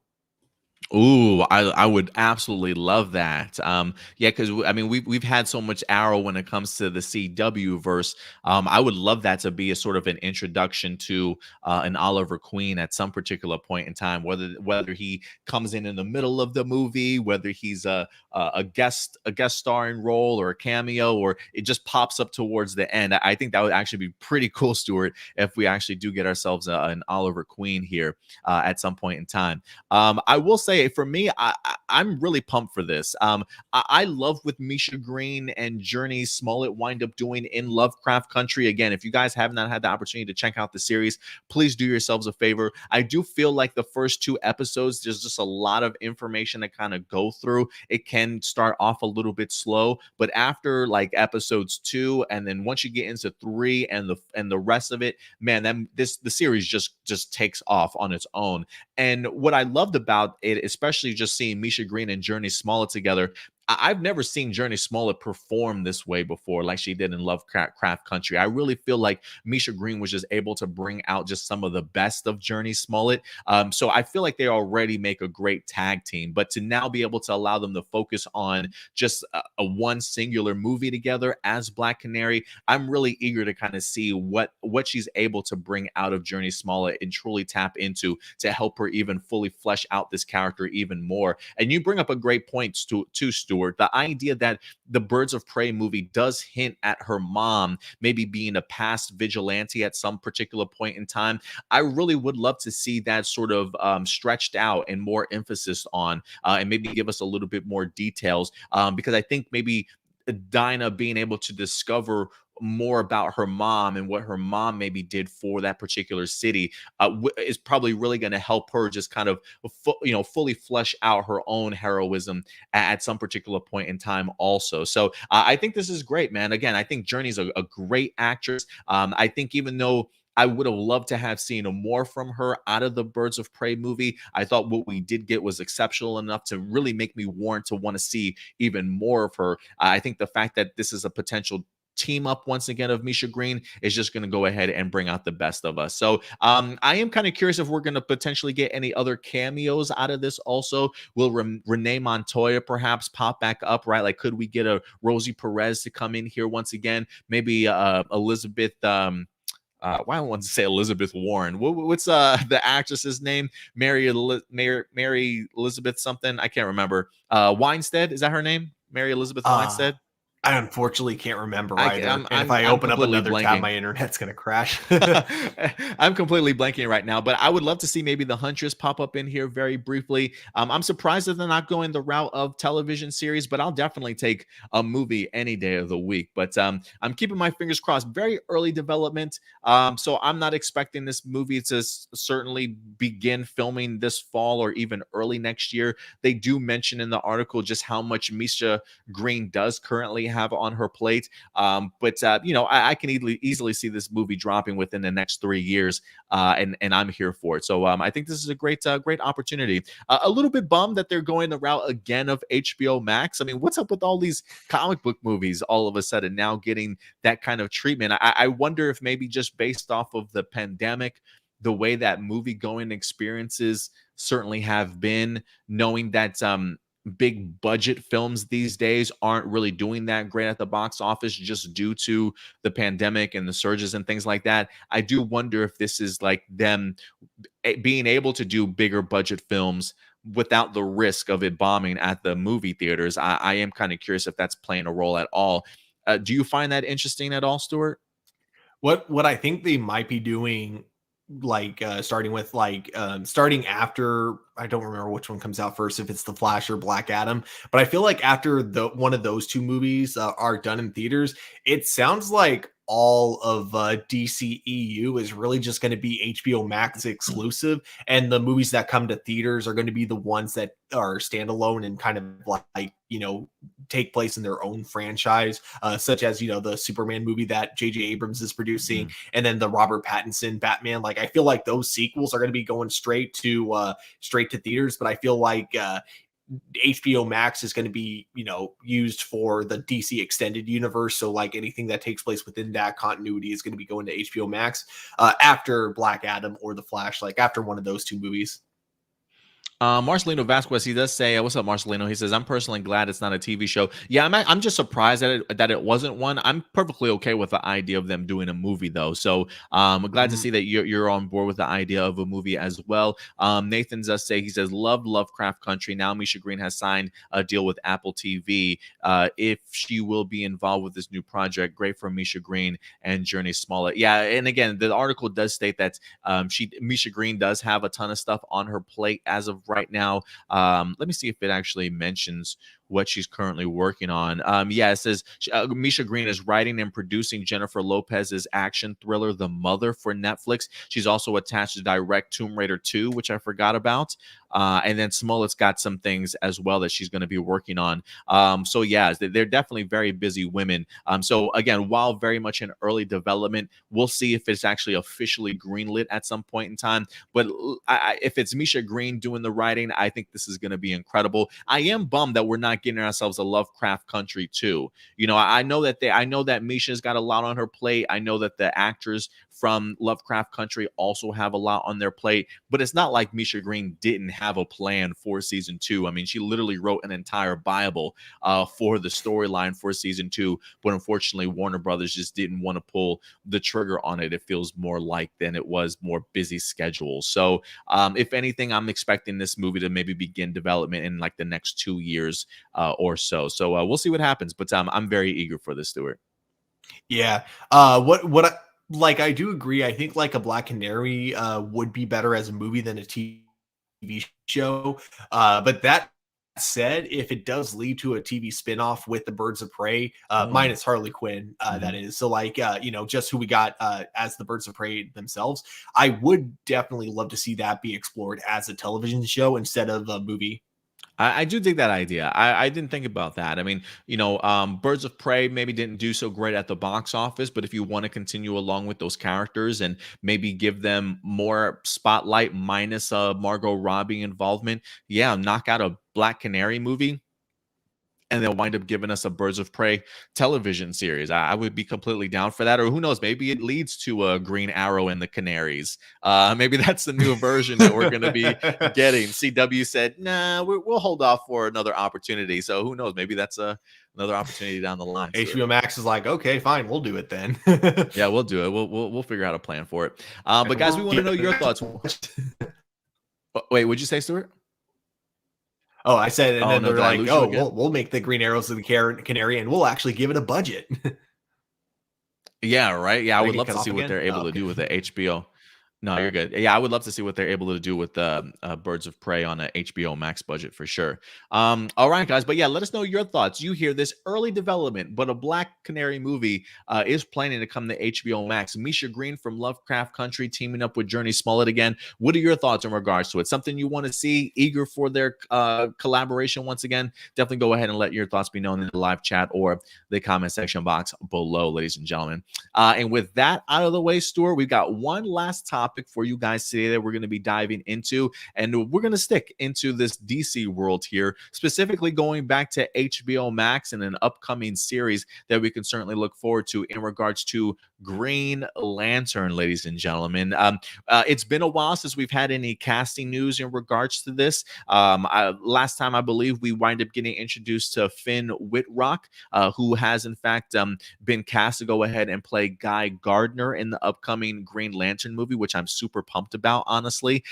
Just hearing more about what this series itself is going to encompass just truly gets me excited. And this week, guys, in an Entertainment Weekly article and interview, Finn Wittrock himself not only teased Guy Gardner even further, but really the scope and epicness of this entire series that we're going to be getting. So if you're big fans of Green Lantern, if you've been hyped for the upcoming series, you might want to go ahead and take note in regards to this. So, Stuart, let's go ahead and dive into this article here from Entertainment Weekly and Finn Wittrock himself, most notably known, I feel like most people will recognize this guy from American Horror Story. But it says Finn Wittrock sets the stage for a sprawling Green Lantern series. It's not your average superhero story, is what he says. He says, as an actor living in Los Angeles of a certain build, a certain height, and a certain age, with a certain camera-ready charm, Finn Wittrock has been up for just about every superhero project in Hollywood in the past 10 years. He says, I've sometimes come close, generally, not all come close, but have always sniffed around the edges of it, he tells Entertainment Weekly. The face from American Horror Story and Ratchet finally broke the streak where Warner Brothers Television cast him as a DC Comics figure, Guy Gardner, one of the multiple Green Lanterns to be featured on HBO Max's upcoming Green Lantern series from the showrunner Seth Grahame-Smith. He says, this one did kind of fall from the sky. It's really exciting for me. I'm considering myself a student of the comic book universe as of right now. So it says, while Wittrock is still researching the Guy character, poring over various comics, binging the animated series, and yes, even watching the Ryan Reynolds Green Lantern movie, he has seen superhero heroic entertainment in the past. He feels people will be really, really pleasantly surprised by the upcoming show. It's really cool how sprawling a storyline it is. It's pretty epic. It spans time and space and has something for everyone. It's not just your average superhero story. So it does say that Finn Wittrock will appear as Guy Gardner, a human Green Lantern described previously by the network as a hulking mask of masculinity and an embodiment of the 80s hyper-patriotism, who's somehow likable. In the 1984 period of the show, opposite the half-alien lantern Bree Jarda. But the show, written and executive produced by Arrowverse's Greg Berlanti, will move to different times and space around the cosmos. And so we're also going to be getting other Green Lanterns in here. Alan Scott, which will be set in the 1940s. And then, of course, we've got Jessica Cruz and Simon Baz, who are going to be more modern time. And then, of course, we also have Sinestro and and Kilowog, two other characters from the Lantern comics, will also be featured in here. So it says that he's definitely a polarizing figure, definitely maintains his tendency to showboat, although he also has a heart of gold. He takes on a lot in this show. He's a pretty big part of it. It's an interesting way in it's an interesting way into the story. It's not the conventional way, but I think people might see a side of him they didn't know was there. So it'll be interesting. I think Finn Wittrock is a great choice, honestly, for Guy Gardner. I think he's really going to be able to tap into that charm, that machismo that usually drips from Guy Gardner, that arrogant aspect of him, if you will, hot-headed from time to time. But there are maybe a few likable aspects of Guy, I guess, when it comes to Guy Gardner. But I'm really pumped for this, Stuart. You know, the idea and notion, I think what excites me the most is just how sprawling and epic and time spanning it is. I mean, with Alan in the 40s, it looks like they're clearly taking jumps of 40 years between each. So Alan Scott in the 40s, Guy Gardner in the 80s, and I'm assuming with Simon Baz and Jessica in the 2020s.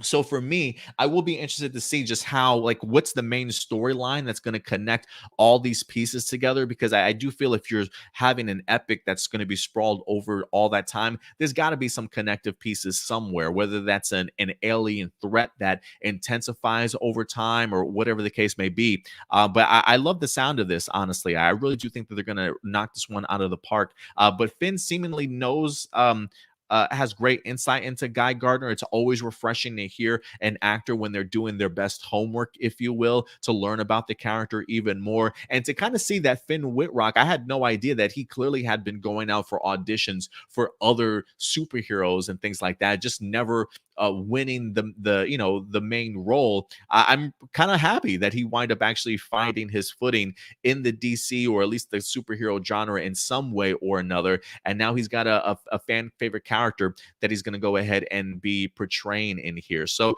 you hear this, Stuart, in regards to what Finn is talking about, in regards to how epic this series is going to be, how the storyline is going to be told, along with his focus on Guy Gardner. How do you think this season is certainly going to turn out, and Finn Wittrock as Guy Gardner? Man, it sounds like they're doing so much with this series, and I don't know how it's all going to connect. That's kind of like the biggest question I have is it even going to connect, or is it all going to be just kind of we go from one decade with a self-contained story to another decade with a self-contained story to another decade with the self-contained story. Personally, I hope that's not the direction they go in. I'm hoping that with it being different time periods, there's a big mystery aspect as to what it is the big threat is that they all have to deal with. And also, one thing I'm really hoping we get to is their personal stories before we see them as Green Lantern. I'm hoping that the show is able to have us care about these characters before they even put the ring on, and then them putting the ring on is just kind of a really nice payoff in the end. So yeah, there's a lot about the series that I'm really looking forward to, and I love how excited the actor seems to be about this role. Like, it sounds like during this interview, like it was just all this stuff that he wanted to, it sounds like he wanted to talk about more than he was actually allowed to. So everything that he's been able to bring up is all stuff that I'm getting really excited for when it comes to this series. Yeah, he feels like he's definitely not only embodying this character, but really enjoying just the education that he's getting. And so probably wants to just talk about this character more and more, especially as he sees him flesh out in the script for the series itself. So yeah, I'm really excited for this, and I'm glad you brought up the idea of like, are we going to get some sort of origin stories, or at least see their build up to becoming a lantern? Like, for me, I would be fascinated if maybe the threat for each of these characters is maybe what kind of pushes them or draws them to wearing the ring for the very first time. So I am curious if are these characters already going to be fleshed out as full on Green Lanterns, or will each of their stories begin with them getting a ring and kind of connecting the pieces together? I'm not quite sure, but when you're spanning over like 80 years, that's going to be interesting to see what the storyline is going to be, how they're certainly going to tell it, especially with the pacing and things like that. They do mention the idea that Sinestro is going to be in this. I am kind of curious if you think if Sinestro will be either the villain, because this is supposed to be 10 episodes, I believe.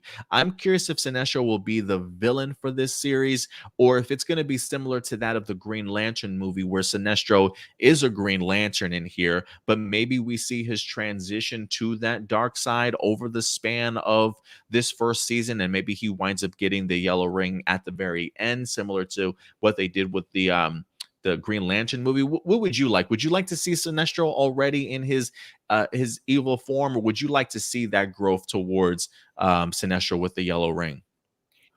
Personally, I thought that was actually one of the aspects of the movie that I thought looked really good on paper, which was him getting it at the very end. The problem is that then they substituted him for like the biggest villain, like one of the biggest villains in the DC universe, meaning that if they did end up making a sequel, he would have been extremely underwhelming by comparison. So, Mm-hmm. it wasn't the best idea in execution, but I do like on paper the idea of Sinestro not necessarily being a Yellow Lantern, or possibly with this show taking place in different timelines, we get to know him maybe with Guy Gardner as a good guy, and then when it comes to the modern time Green Lanterns of Jessica Cruz and Simon Baz, that's when we get to see him as the villain. So then you have that mystery aspect as to how he got there. So I think that could work really well if they do it in that direction. But if not, if they want it to be kind of a much more linear story, then yeah, I would kind of hope that they would wait till the second season to introduce him as like a villain. Yeah, no, I personally would like to see that also. I really would. One last thing from the article I do want to go ahead and highlight, because they did say that he definitely did his research in regards to getting ready for this movie, even watching the classic Green Lantern movie.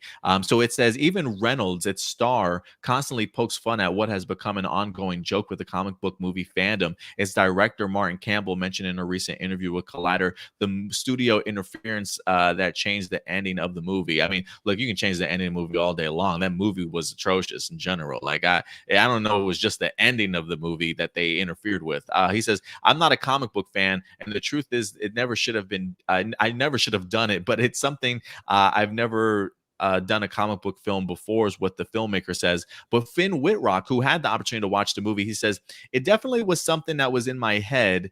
In some ways, it's almost better, I think. Talking about the series, he says I think it offers a chance to reinvent the whole thing, and you're not going to have. I mean, no offense to the movie, it is what it is, but you're not going to have people who are dying for the creation of that movie. The show can be sort of its own interpretation. So it definitely feels as though they're very much aware of the debacle that was the previous Green Lantern movie, and I think the idea of them now making this into a series, maybe they've learned from the error of their ways, and maybe the idea of this being told in more television series form might benefit it just a little bit more. What do you think, though? Yeah, I fully agree. I think they definitely want to learn from their mistakes of the movie. But I mean, the biggest mistake the movie made was they didn't have a script. According to Ryan Reynolds, when he showed up, they were filming the film before they even had the script ready to go. Jesus. So they were really relying way too heavily on Ryan's improv skills, which are great. He's great at improv, but I mean, But you can't if carry a that's what movie like you're, that. yeah, exactly. It's a terrible way to make a movie for sure. So yeah, I think the direction that they're going in with making it a TV show, and the fact that this has been in like pre-production for so long at this point, I feel like they have to at least have a decently solid script for the series as a whole. And according to some sources that you hear like behind the scenes, that from people that know Greg Berlanti and will ask a few questions about it, like David Ramsey, for example, was really curious about the Green Lantern show. I think partially he was wondering if there was like if they were casting for it, and that's why he went to Greg Berlanti. But yeah, he was able to get a couple of inside sources from the show, and he was like saying that everything that they're doing with it looks absolutely fantastic and like something we've never seen from DC television before. So Man, hearing that can't from wait. him, and now this actor who's actually going to be in the show, yeah, I think that the show has a lot of potential, and I do think that they have definitely learned from the mistakes of the movie, and I don't think it's going to be, even if the show isn't great, I don't think it's going to be a repeat of the movie at all. Yeah, I'm keeping my fingers and hoping that it's not. But yeah, based off of what everything's saying, definitely going to be getting something vastly different than what we wind up getting in the movie. So I'm certainly here for it. Nathan does bring up a question and concern here that I'm fascinated to Oh, know my your bad. thoughts. He says, I just need them to have good CGI so I'm not distracted by it if it's bad. Now, let me ask you, Stuart, because I've yet to watch Stargirl season 2 as of yet. We're 2 episodes in. They just introduced Jade, a Green Lantern herself, in the series. Not to say that what we get on HBO Max is going to be the same level of CGI and graphics from Stargirl. But one of the things, when I go back and I watch the Green Lantern movie, it's a little cringe in regards to Mhm. some of the special effects and stuff. How does the Green Lantern effects hold up in Stargirl? And do you think it can take an even bigger jump with something like a HBO Max budget behind it? Her role in Stargirl, what we see with her using the powers in episode 2, it looks absolutely fantastic. Like, I'd say Really? it's Okay. definitely, yeah, I'd say it's better than the way it was utilized in the movie. Now, that Ooh. said, yeah, it was because they only had her for like a few scenes and they were very Right. selective. So it wasn't like you don't see her, of A course, full like on on the battle Green type of Lantern thing. homeworld or anything like Oh, that. gotcha. So Uh-huh. it's going to be like a lot more challenging to do in the show when you have night, like not just the Green Lantern effect with the ring, but you also have to animate probably a lot of destruction, a lot of CG behind the actual like character. So, but as of now, with what they got in Stargirl, it looks great. And knowing that the budget for Green Lantern is going to be probably like 10 times higher than Stargirl, I really do think that if they go with those type of visual effects, I think there's a lot of potential for the CG in the Green Lantern TV series to look absolutely fantastic. Ooh, I hope so, man. I hope so. That's one of the things I was looking forward to when it comes to Stargirl. Because we haven't had a Green Lantern on screen in such a long time. I really wanted to see how they would execute just the abilities coming to life. I'm still fascinated to see her in the middle of a big bombastic battle where she's got to create these these visual creations and things like that from her mind. When you're in the middle of a battle and having to do that much faster, I'm hoping that the graphics certainly do hold up. But that's very comforting to know that when it comes to at least Stargirl, it's looking pretty good. So when I'm thinking of a Green Lantern HBO Max series, I'm thinking they're easily going to be pushing that envelope. So I wouldn't be surprised if they even introduce some new technology for the show to even push it even more forward than what they already are. But I'm excited for this series, man. I truly am. Did they ever reveal to us an Alan Scott or Simon Baz and Jessica for this series yet? Did we ever get cast announcements for them yet? I swear I remember hearing that they casted someone for Alan Scott a while ago, but I completely forgot. I don't think we've gotten a Jessica Cruz or Simon Baz yet, but I still hope it's the woman from Doom Patrol who gets Oh, Jessica Cruz, because I think she would. Oh man, she'd be perfect for that role. Oh, yeah, Diane Guerrero, I believe her name Yes. is. Yeah, I would absolutely love her. But yes, you're right. Jeremy Irvine has officially been cast as Alan Scott, so they already have that. So he's already been cast. Let me see. Green Lantern, Jessica. What's her name? Jessica Cruz. Yeah. Um, trying to see if they've. I don't know if they've cast her yet or not. But yeah, they already have. Yeah, they already have at least Alan Scott and Guy Gardner. So yeah, once we get more casting announcements, we'll definitely go ahead and let you guys know. I'm in agreement with you. Like I would like to see Diane Guerrero as a Green Lantern. I know they are going into their third season of Doom Patrol right now. I'm curious if she would be able to juggle both, or if not. I have no idea what's going to be happening with Crazy Jane as the series winds up continuing. But yeah, man, I would love to see it. I think because she's trapped, or I don't want to say trapped, but a part of Doom Patrol. I don't think it's going to happen, but that would be my first pick for sure. I think she's even personally pushed for it herself, if I'm not Mhm. mistaken. So I would love to see that. Yeah, if I'm not mistaken, I think I remember her bringing up that she would love to do the role. So I think it'd be pretty cool. Yeah, I think so too. But guys, listen, we want to know your thoughts. What's your excitement level when it comes to the Green Lantern series? You hear Finn Wittrock talking a little bit more about Guy Gardner, along with the scope of this series. Does this get you hyped and anticipated? Is there anything that you're certainly worried about that you have your concerns with? Definitely go ahead and let us know your thoughts in the live chat or the comment section box below. And with that, guys, I think that's going to wrap up all of our stories here today and hot topics. So thank you very much, guys, for joining us and giving us some of your thoughts in regards to each of these articles. And feel free to continue to talk amongst yourselves if you like in the comments section box or the live chat, because right now, if anything, we'll go ahead and start tackling your live viewer questions, ladies and gentlemen. That's right, time for live viewer questions. So I what I've heard currently, so he's bringing up the fact that they might be rebooting the Justice League franchise. What Oh, what okay. I've been told was that they're currently in the process of working on.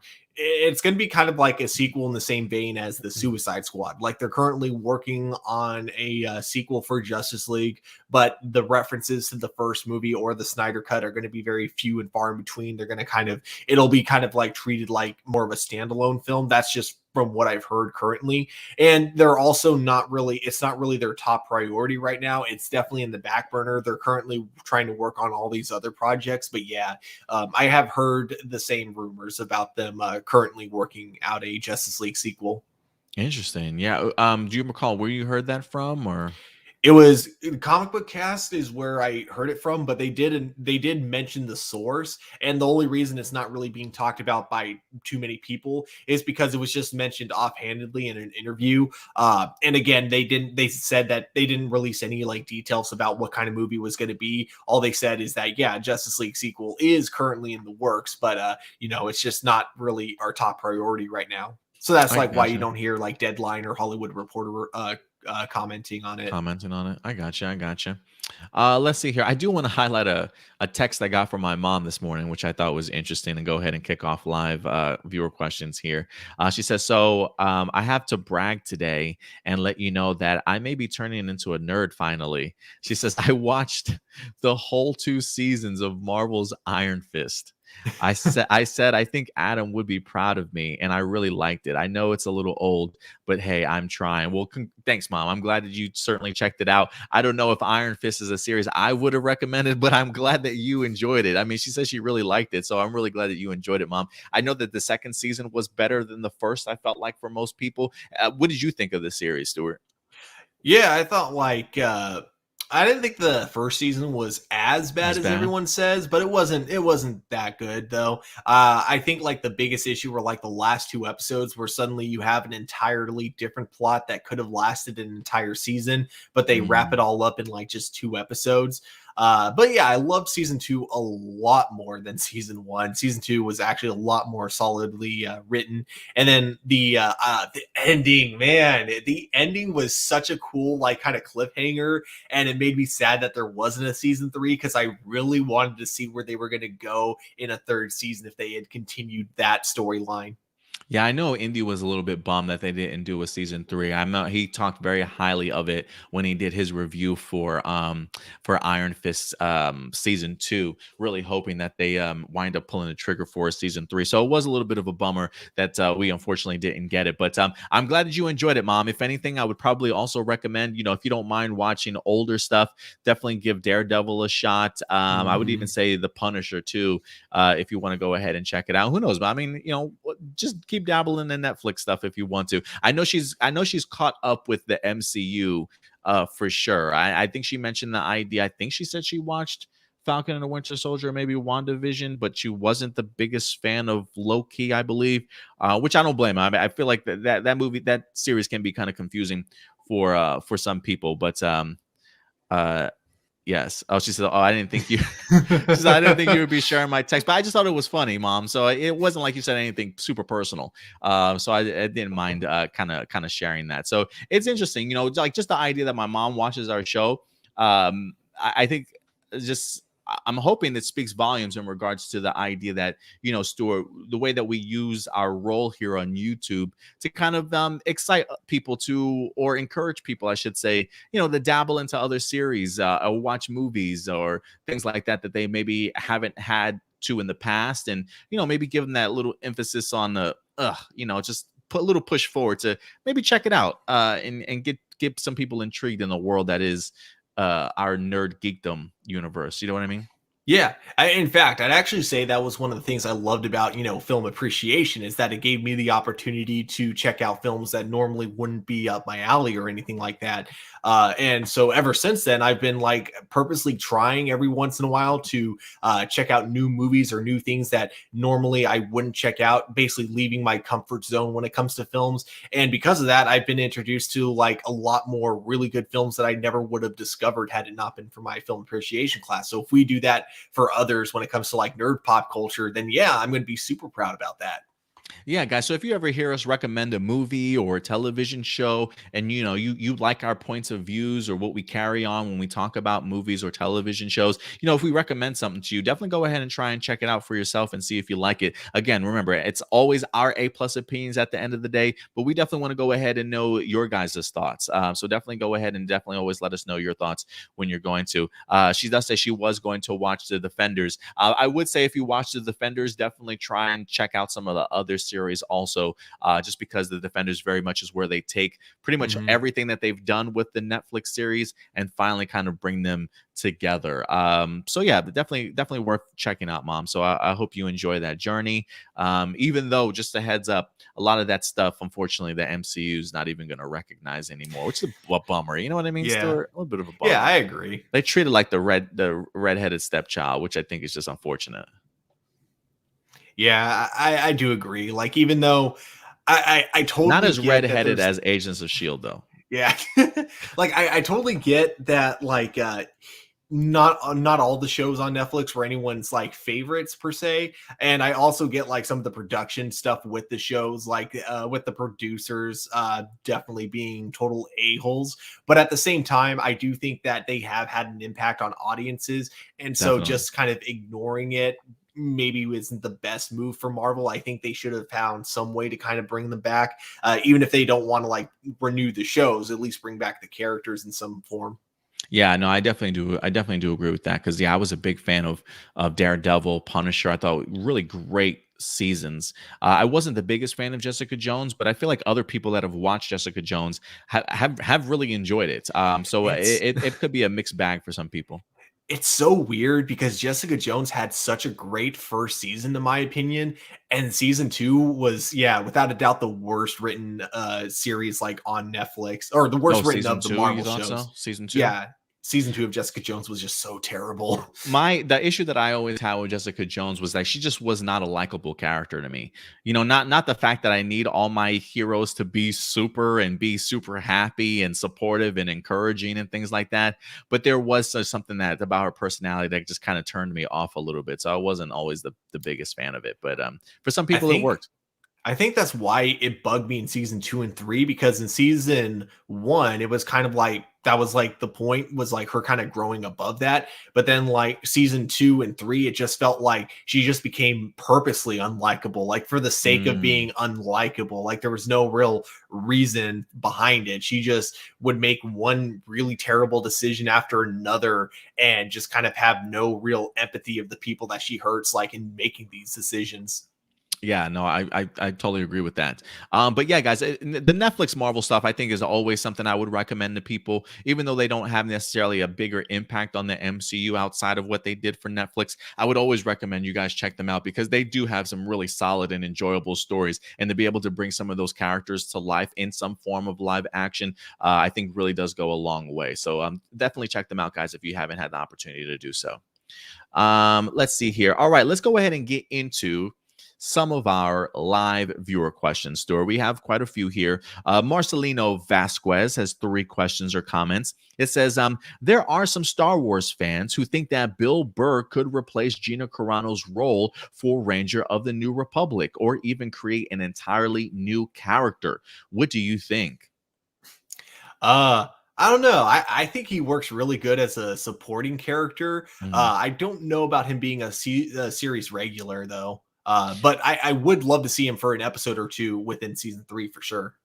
Yeah, I never, I don't know what they had fully planned for Gina Carano, if she was going to be sort of the main star of that particular role, or if Rangers of the New Republic was still going to be more like an ensemble cast. You know what I mean? Like Mhm. Gina Carano with other maybe supporting stronger actors sort of around her, and we get like a group of 4 or 5 that kind of work together, right? Like if it's something along those lines, I think Gina Carano could have definitely have been quite successful in that role. But maybe that is where Bill Burr comes into play, right? Like if it's not a full-fledged, hey, you are the star of this role, but we have more of an ensemble cast, then I can kind of see Bill Burr kind of taking that spot where Gina Carano certainly was, and kind of thrusting her in there, as long as Bill Burr isn't the main focus of the show, right? Because I am in agreement with you. I do think he works very much as a guest star, as a co-star sort of thing, a supporting member.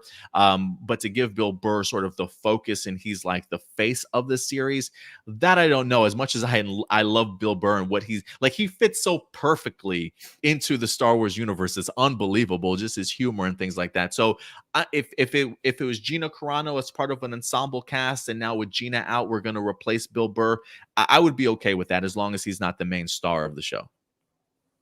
Let's see here. How would you how would you have felt if the DCEU started out with characters that the general public don't know about, and treated Batman and Superman similar to Hawkeye and Black Widow for the Avengers, and didn't give them their own movies until DC's version of Infinity War and Endgame were over?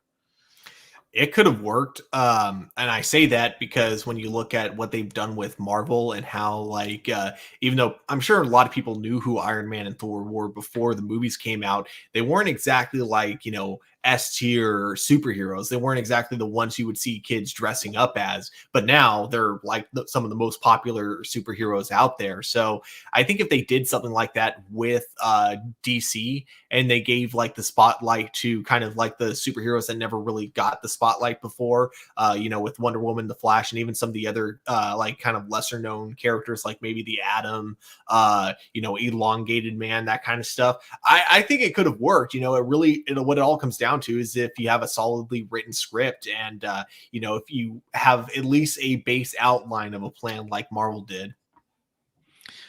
Yeah, for me, um, could it have worked? I would agree with you that it could have worked, but I don't necessarily know if it would have been necessary to Mhm. handle it that way. First off, I don't know if you can ever treat Batman and Superman like a Hawkeye and a Black Widow. I get the idea of, ha- having them pop up in the Avengers, and not giving them their own movie until after like Infinity War and Endgame. I get that notion, but they're such big characters and such polarizing characters that I almost feel like you can do characters that maybe the general public don't know, but still give us a Batman and Superman movie before even getting to a Justice League. So I didn't mind the concept and the idea of what Zack Snyder had planned. I would have probably just stretched it over an additional 2 or 3 more films, where in between, say, Superman and Batman versus Superman, and Justice League. In between those movies, we have, say, 2 or 3 more movies like of the Flash or Elongated Man, or Wonder Woman in there, sort of thing. Like I think there would have been a better way to execute it, very similar to how Marvel wind up doing, giving us the solo films and then building up to a team. So, but it's hard for me to imagine a world where you don't give Batman and Superman their first movie until after the first phase is over. I just think they're just way too big of characters to not do that.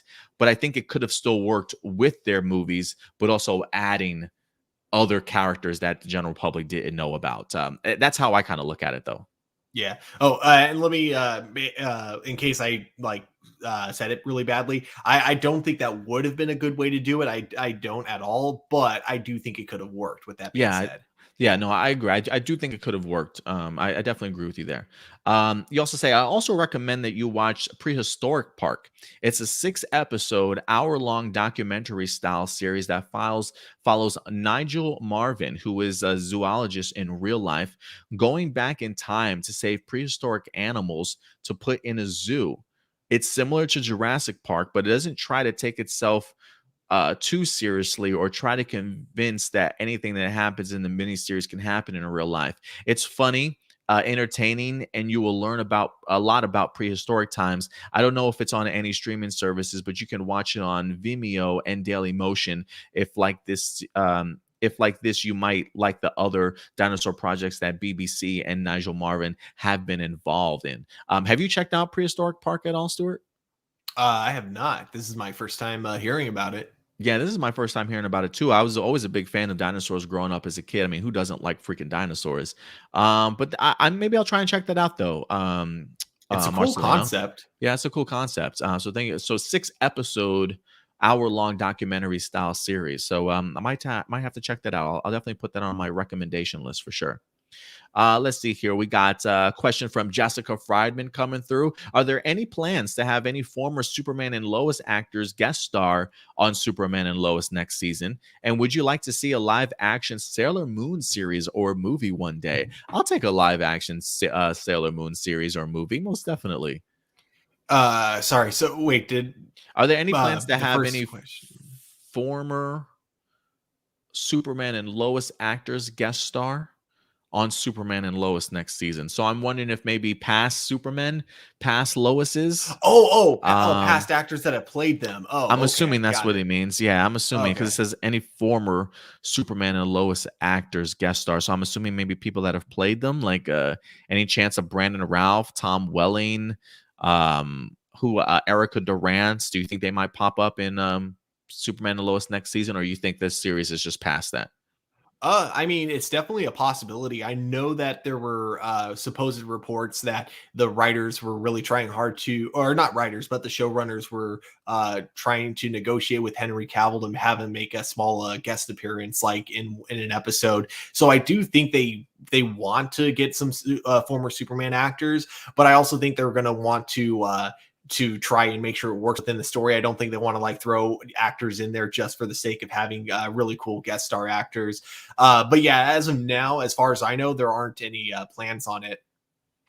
And just for those who know, Superman and Lois did have their season finale this week. If you happen to miss Stuart's review, it is currently up on the channel. Definitely go ahead and check it out. Me and the girlfriend have not watched the last episode yet. I think the last episode we watched was Jonathan and the Eradicator or something like that. I think the Eradicator just woke Jonathan Kent up, or there's something going on with him. Yeah. Yeah, at the very end. I don't want to give away spoilers or anything, but that's the last episode that we watched. So I think that's the penultimate episode. I think there was only the finale right after that. So we're gonna try and we might dabble into that tonight or sometime this week. The finale is fantastic. Make sure you have tissues ready. Oh boy, I am kind of excited then. I am kind of excited. Let's see here. Adrian Perez has got a couple of questions. He says, "Hey Adam, hope all is well. Greetings from Vegas again. Thought I'd send in some questions. With Fast and the Furious possibly ending with a 10th film, what were some of your favorite films from the franchise, and why do you think the franchise has still been so strong by fans, even though the films themselves have changed from basic car racing and heist films with no logic?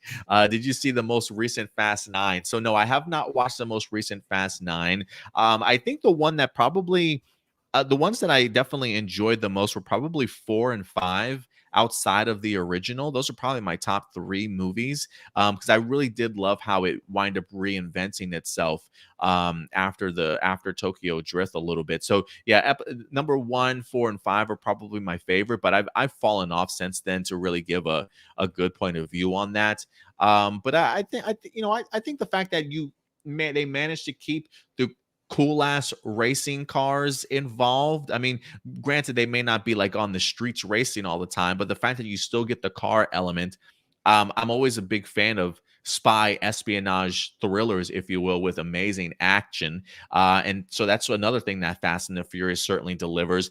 I'm not the biggest fan of like off the wall stunts or like seeing stuff that just seems implausible, because that type of stuff just pulls me out of the movie. Like, Stuart, for perfect instance, I don't know if you've ever watched a Transporter movie before with Jason Statham, but you want to talk about jumping the shark and just doing the most illogical, like, could never happen in a million years concept. I literally saw Jason Statham driving in this car along this dock next to this river.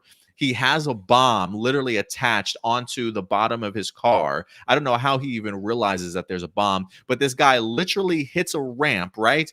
His car literally turns upside down, and as the car turns upside down, it hits this hook from this crane thing that takes the bomb off, and then he completes his roll and lands down perfectly, and the bomb go. I'm like, what the did I just watch? Like, it's stuff like that that really just takes me out of a movie, and I just can't take it seriously anymore. So like, if that's what the movie's meant to be, and it's not meant to take itself seriously, maybe I would look at it a little bit differently. But yeah, man, sometimes it's hard for me to wrap my head around. But I think it's just sometimes it's just again, great cars, great action, and just mindless action sometimes, I think can go a long way for some people. And not to say that people that enjoy these movies are mindless, not to say that at all, but I think sometimes we don't mind being able to sit back and just take us away in some crazy ass world. You know what I mean? And so I think people kind of enjoy that. Yeah, and that's kind of like how I just look at the movies at this point. Is like I look at them as the most expensive comedies out there, because that's basically what they are. My two personal favorites are definitely the Seventh film and Hobbs and Shaw, which I don't know if that counts because technically it's a spinoff. But yeah, I think the two of them really know how to embrace what they are as a franchise, but without being lazy about it. Like, there's still a lot of effort when it comes to actually, writing the script for the movie, and just, for the characters. And I think that's like the main thing too, is everyone just really loves these characters. And I think that was one thing that like might have hurt the ninth film, and it might hurt 10 and 11 too if they can't get him back again, is with the absence of Dwayne Johnson. I feel like, it's kind of like, it feels like there's something kind of missing there, without him. So yeah, I think that's like the main reason people love these movies. Yeah, you make a good point in the cast. The cast is unbelievable. I love me some Michelle Rodriguez. Getting the opportunity to see Tyrese and um, Ludacris together, always great humor on screen. They definitely do make me laugh for sure. What are some of your favorite Marvel and DC films as of late? And do you think more streaming services will be made in the future, especially with COVID still being part of our lives? I'm honestly hoping that we're done with new streaming services for a while. Like, I feel like every company out there at this point has one. I mean, even freaking Paramount has one of their own. Who's maybe Universal is next, unless they're going to team up with somebody. But I'm hoping everybody's got their streaming services in place, and they're happy, and that's it. Do you see more streaming services certainly coming our way, Stuart? Well, we got OnlyFans having their own streaming service, which is supposed to be safe for work content, which I found really interesting. That is interesting. It's basically meant to just kind of help expand their website, because they can't really get investors when they're advertised as a porn site. So kind of the way around it is to just make another extension of their website that isn't a porn site. So that's going to be coming. OnlyFans streaming service. Interesting. Yeah, we'll see what happens there. Some of your favorite Marvel and DC films as of late? And as a recent, it's mostly been just all television shows. So so if it's like in terms of like recently coming out, I can't really. Were you a fan of Suicide Squad? I know you love that. Yeah. Of course. Actually, shoot, I can't believe I forgot about that. Yeah, I think the Suicide Squad might actually be like my new favorite DC movie, and I highly recommend people check it out on at the very least in HBO Max. But if you're able to, definitely try to see it in IMAX, because it's one of those films where, because the whole movie was filmed on IMAX cameras, if you're not watching it on IMAX, you're not going to get the full picture. Essentially, you're only the top and bottom parts of the movie are going to be cut off, so you're not going to be able to see like what it would have fully looked like on IMAX. Yeah, they're no longer playing Suicide Squad on IMAX here, near me at least. I did miss out on my opportunity to do that. Like, I might literally have to drive 45 minutes to an hour and a half someplace just to see it on IMAX at this point. Because I think they bumped it off after its first week to let in Free Guy. Yeah, that makes Um, sense. so that took up most of the IMAXs in the area, unfortunately. So I missed out on that, which I was a really big bummer about. But yeah, I mean, for DC, Suicide Squad's up there in regards to some of my favorite films as of late. Probably my second favorite. I still put Man of Steel up there, and then Suicide Squad after that. Fan favorite Marvels. I haven't had a Marvel movie recently that's kind of bumped or knocked any of my top 5 off as of yet. But I mean, we've got Shang-Chi that's certainly coming. I've been hearing high praise for that movie, along with great martial arts. I know that's one of your highly anticipated films this year, also, Stuart. So I'm hoping that Shang-Chi certainly lives up to that. But yeah, if not films, great content from Marvel when it Oh comes to yeah. television stuff wise so far. Because yeah, I've been loving all the Marvel television shows that they've been releasing. Even I think What If is probably like my least favorite. But with that being said, I'm still really enjoying the first 2 episodes that we got. I think the second episode, I won't spoil it just in case. It has the funniest visual gag I think that Marvel has ever done. Like one that I really did not see coming, and it legit. I had to pause the episode at that moment because it was so funny. Yeah, no, I definitely agree with you. That was, if anything, especially yeah, with What If. I mean, I definitely think What If certainly has a lower level of expectations from the fans. I think the fact that it alone is an animated style, I think maybe some people aren't that, don't necessarily even want to check it out, or it doesn't intrigue them that much. But some of the stories I think have been really fun. Like for me, I've enjoyed the idea of, again, it's just really taking concepts and ideas from like the first couple of phases of Marvel, and just kind of just tweaking one little thing and really seeing how vast the universe certainly changes. That is a concept that I'm a big fan of, and I've really been enjoying the artwork itself. So probably the more least anticipated series when it comes to Marvel on Disney Plus, but still a solid one so far with the 2 episodes that we've gotten. He also asks, how would you want Black Panther Wakanda Forever to honor Chadwick Boseman? Um, it's a good question. I don't really know how I feel about that story. Like I kind of I wouldn't mind like a funeral pyre, source, some sort of them saying farewell to T'Challa. If they can give me a great sentimental moment, I think that would really go a long way. Doesn't have to take up too much of the story, but just having a proper send off and a farewell, to see them say farewell to T'Challa, maybe really pulling at some original and not faked emotions and stuff from the cast and crew, I think would be really great. So yeah, just give me a farewell to T'Challa in general, with some, a great speech or something, and I'll eat that up as a great honoring. Yeah, for me, I don't know if this would be considered like poor taste or not. I don't think it would be if they do it correctly and they do it like with care, but I think if because obviously I feel like they are going to have him, die off screen. And I think one of the ways they could do it is by just having it be the same thing that, unfortunately took the actor, which is cancer, kind of like as a way of Mm, showing, it doesn't matter what kind of, abilities we may have, inside, we're all still human and we're all still vulnerable to, the same things. So, mhm, mhm. kind of bringing that idea, like even someone Interesting. like Black Panther can be vulnerable to that. But again, I don't know if that would be considered poor taste or not. I personally don't think it would be if they do it If they do it respectfully. right. Yeah. That would be an interesting concept. I would be interested to see if that's something that they tackle. I don't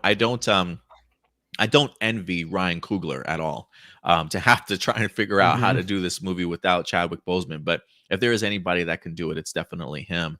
He does say, a little bit off topic, when do you think Dino Fury will return, either on Nickelodeon or Netflix? Well, we just talked about this yesterday in a live episode of A Plus More Phenomenal.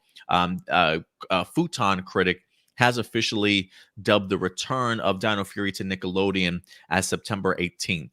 So Finally. September 18th. But they are going to be playing episodes that we've seen already, beginning with episode 9.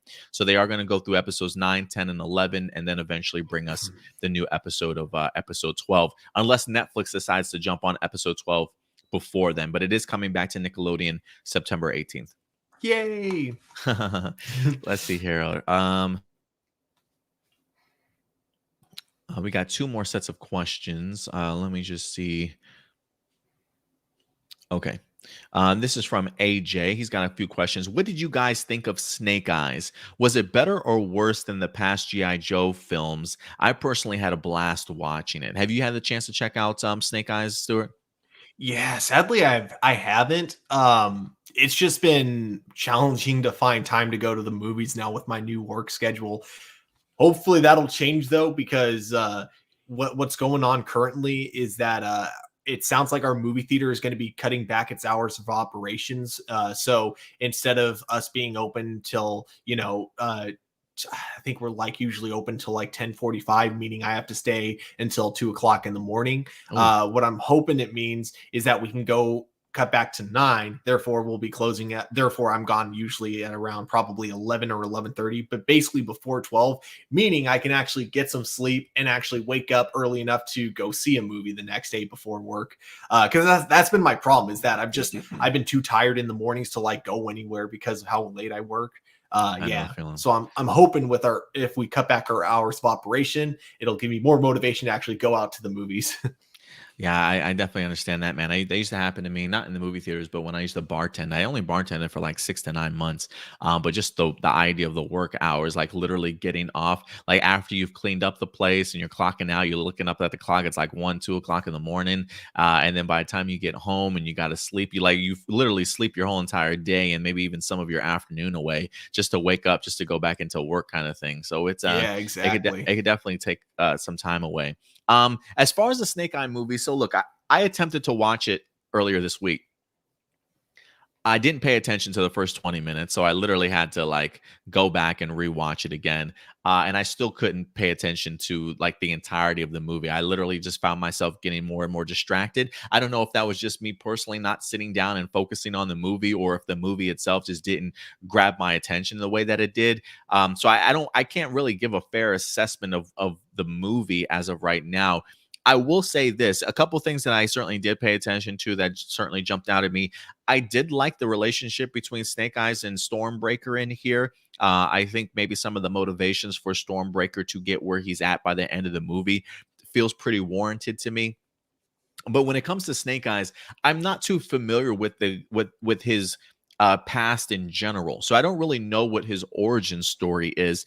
But I don't feel like this is the origin story that I predicted from the cartoons or from some of the things that I have heard. So maybe I'm wrong, and maybe they're taking their own liberties in here. But if you guys are familiar with the Snake Eyes character, is this movie similar to his actual origins from years past, or did they take liberties now that we're in a more current time? So I would be fascinated to kind of learn that.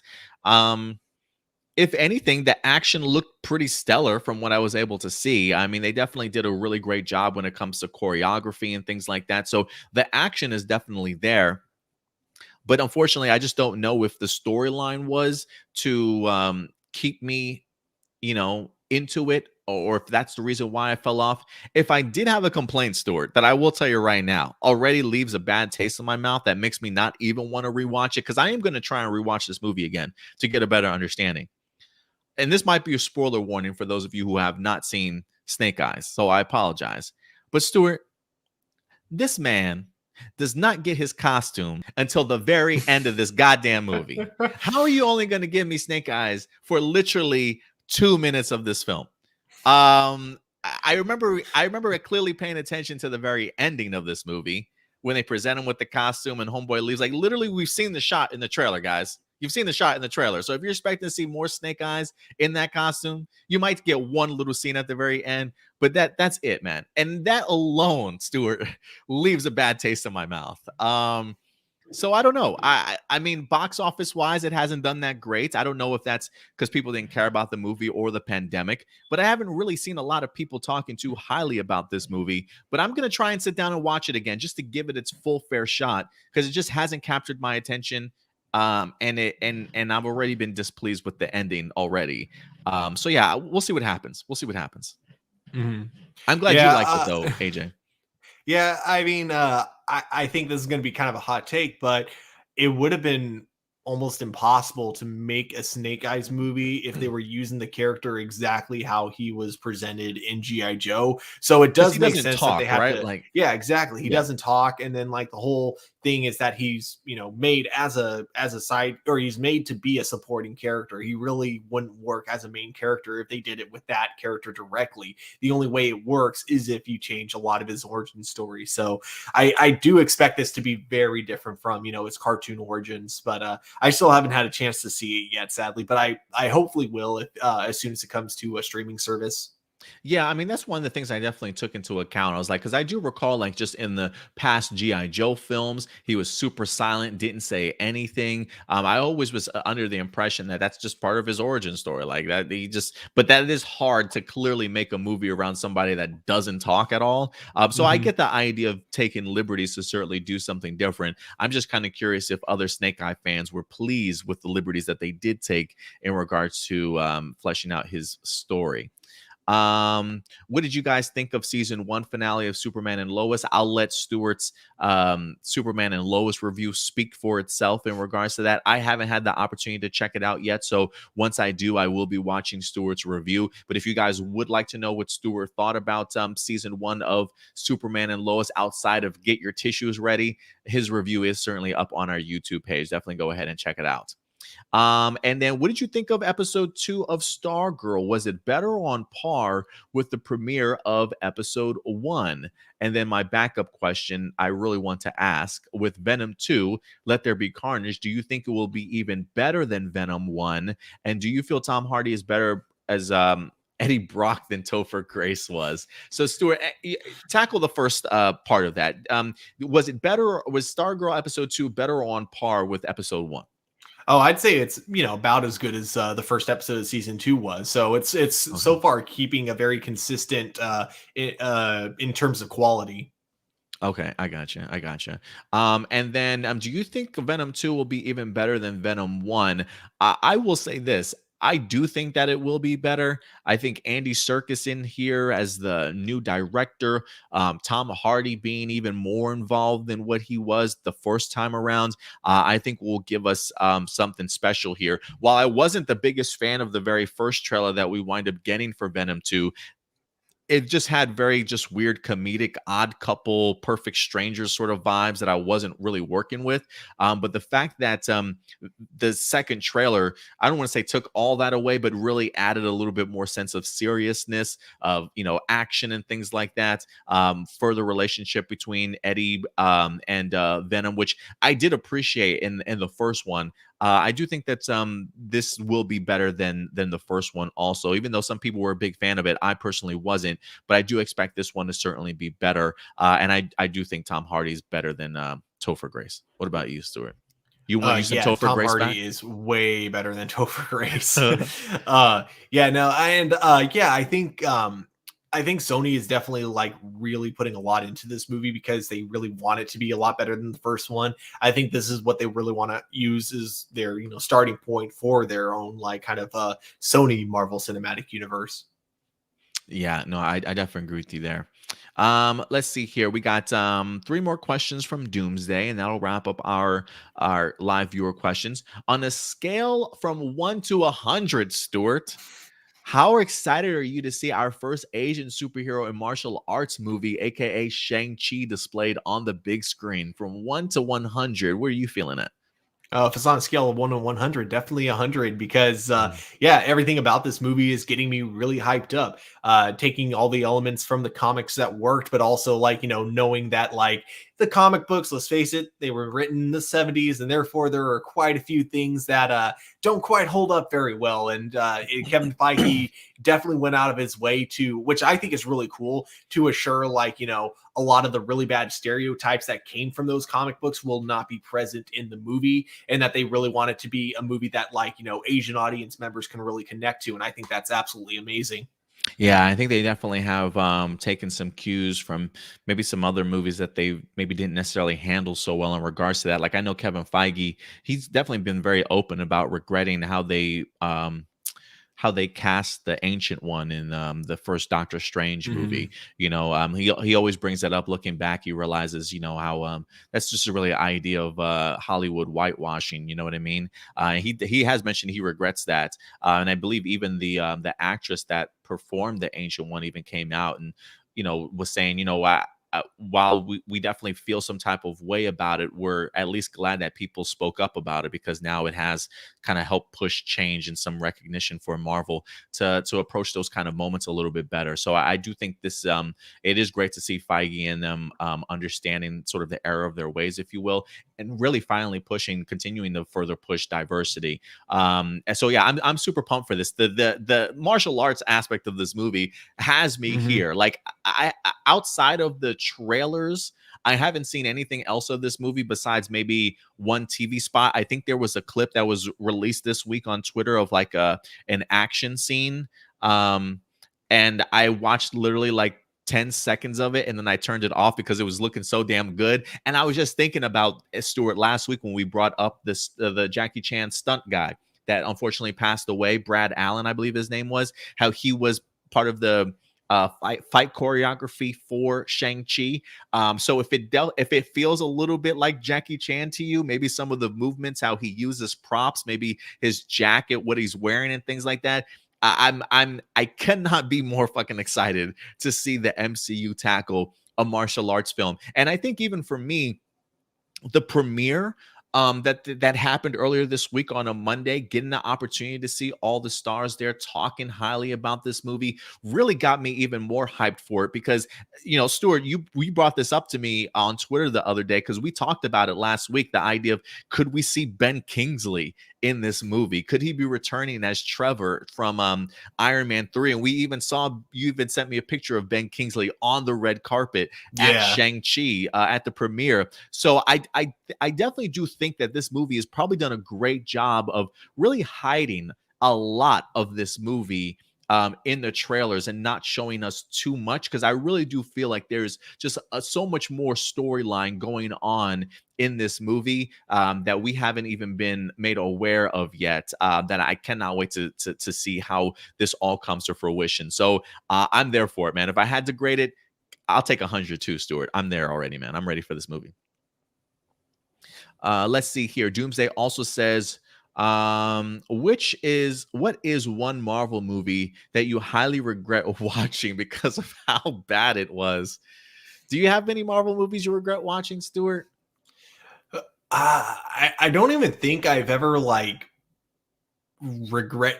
I'm probably going to take this back later, but I can't even think of a movie I've ever watched and then regretted watching it. Like even movies that I absolutely ended up hating for watching it, at least like, you know, it didn't take, it's not like it took away like a whole day of my life. It's usually up to like a couple of hours. So I don't know. I don't think I've ever regretted watching a Marvel movie, but that said, I have seen Marvel movies that are really bad. Like I don't like, the original 2003 Hulk movie. I absolutely hated X-Men Origins of Wolverine. I think that movie is like got to be one of the worst written Marvel films. And then, you know, Fan Four Stick, but I can't really say I regretted watching them. You say Fan Four Stick? I did. Well, because of the way it's the like, logo, you know, the title is, yeah, exactly. Sorry, that's just become my new, like, it's gotten so like I've said that so much that I'm just used to calling it that and then forgetting, oh yeah, that's not actually the name of the movie. I love it. I love it. Yeah, that's how Fantastic it Four reboot. Yeah, that's exactly how it reads too. Yeah, I would definitely agree with you. Like, I don't necessarily know if there's a movie that I regret watching so much as I just literally hated it. Like, I don't know if I would ever say, you know, I wish I had those 2 hours back again. But yeah, I just think if anything, I just wasn't a big fan of, like, to stick more into the Marvel stuff. You know, I'll throw that to Ant-Man and the Wasp. And surprisingly for me, even Guardians 2, 2 movies that I just was not a fan of, but I would never say I would regret having seen them. You know, I'm glad that I did, but didn't really do anything for me. And then his last question: if there was a movie literally called Marvel versus DC, how do you think the theater will be like? Like I think he means like, what do you think it would be like at theaters, like, or how people would react to that? I think it's like all depending on how it's presented. It'd be challenging to do it now because like they still haven't really made like a really fully fleshed out DC universe yet. So it'd be kind of a weird thing to have like a Marvel versus like an unfinished DC. But I think the way they could do it that audiences would love, and I think it would work amazingly, is if they made it, and hear me out, a Lego movie.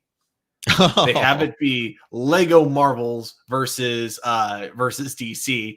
And I think it could work really well because I mean, you look at the Lego movie, they make a lot of Marvel references, but because it's a Warner Brothers property, they don't usually use too many characters from them. And if they do, it's for brief cameos. So I think they could, if Disney was willing to make a deal with Warner Brothers, like I think it would have to be similar to who you've seen the movie Who Framed Roger Rabbit, right? Mm-hmm. There were deals where specific characters, if they were on screen, they had to be on screen for the exact same amount of time. So I think if they could work it out, so like Superman and Captain America, for example, have to share the exact same amount of screen time, then like Batman, Iron Man, that kind of thing.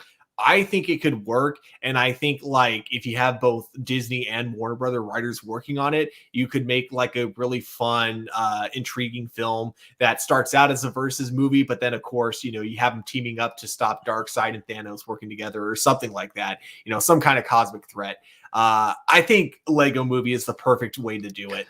I'm not even gonna knock that idea. It definitely made me laugh. I wasn't expecting you to pull out the Lego side of things, but it would be pretty fun. I do think if you can get, say, like Lord and Miller to work alongside some Marvel and DC writers to make just a fun adventure in regards to Marvel versus DC, I think that would be pretty cool. I believe James Gunn mentioned, like, if we talk about it more live action wise, I feel like James Gunn has mentioned the idea that he personally would like to see a Marvel versus DC. I mean, if you ask me, now that we have James Gunn, who's literally like the one person between Avengers and DC, like if there is anybody that can maybe make that collaboration work, or use his strength when it comes to producer aspect behind the scenes, the connections that he knows, if there's anybody that can maybe bring that together, it's probably James Gunn. But it does feel a little bit weird just based off of where the MCU is right now compared to DC.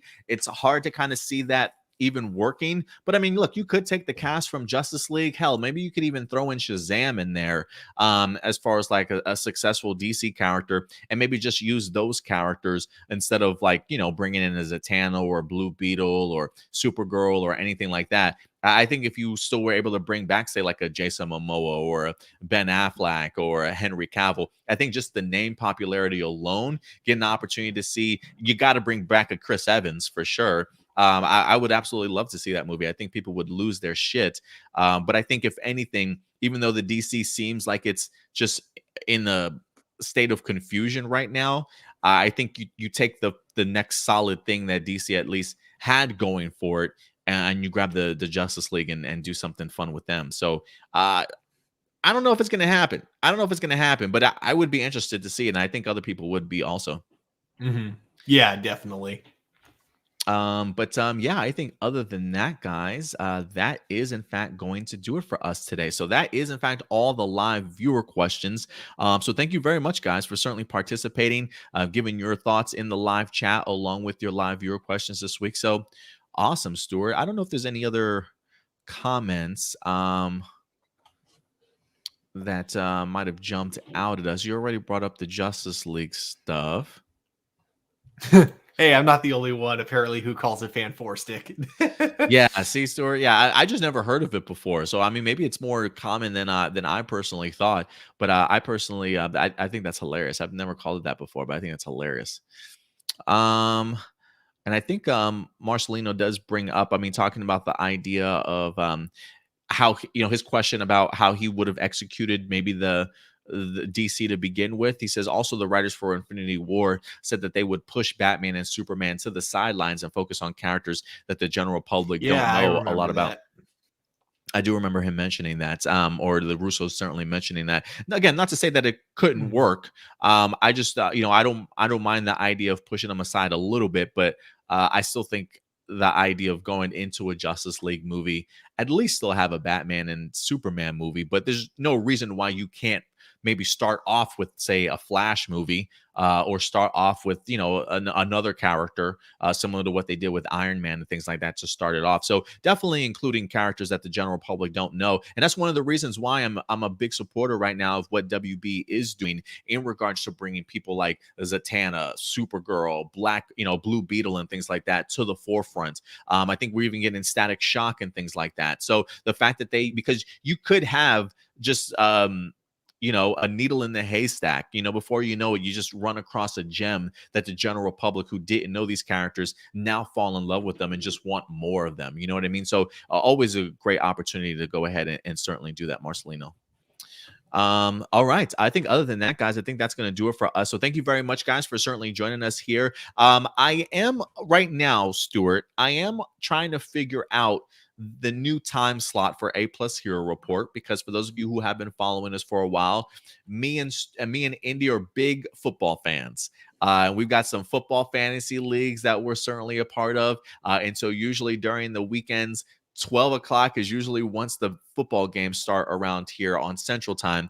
So I may wind up actually kicking this show to an hour earlier, to 11 a.m. I know that might be asking a lot of you Stuart, to be getting up that early.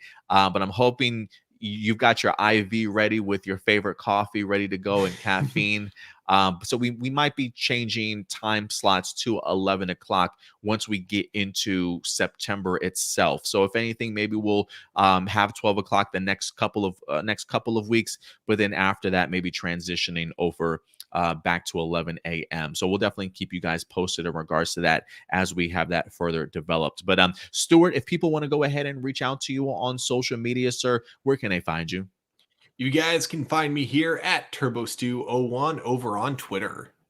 Awesome, Stuart. And always, thank you very much, man, for certainly coming through. Hopefully, we'll have the entire gang together next week. I know Indy plans on at least joining us, so we'll see if we have a full deck for you guys. But listen, if you want to follow us on social media, you can certainly go ahead and do so right here up at the top at A+ Opinions. Very active over on Twitter, very active as well over on our main Facebook page, where we post all of our articles throughout the week. So if you want to be caught up, getting to see trailers, posters, news articles about anything that drops this week, the Facebook page is certainly the way to go. That's where we pull our articles to certainly highlight here for you guys at A+ Hero Reports. But also check us out on Instagram whenever you get a chance. And of course, as always, hit that like button, hit that subscribe button as well. So anytime we drop a brand new video, you will certainly be notified. But until next time, guys, do us a big favor as always. Take care of yourselves, take care of each other. And until next time, keep it A+.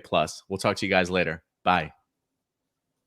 If you enjoy our content and want to be a part of helping our channel grow, become a patron supporter. We have affordable tiers to choose from that offer a variety of exclusive and early access content, from audio files for all of our shows for you to enjoy on the road, access to our Discord community, and plenty of reactions, reviews, character breakdowns, and more. Check us out at patreon.com/A+opinions. And as always, remember, like, subscribe, and hit that bell notification so anytime we drop a brand new video, you will be notified.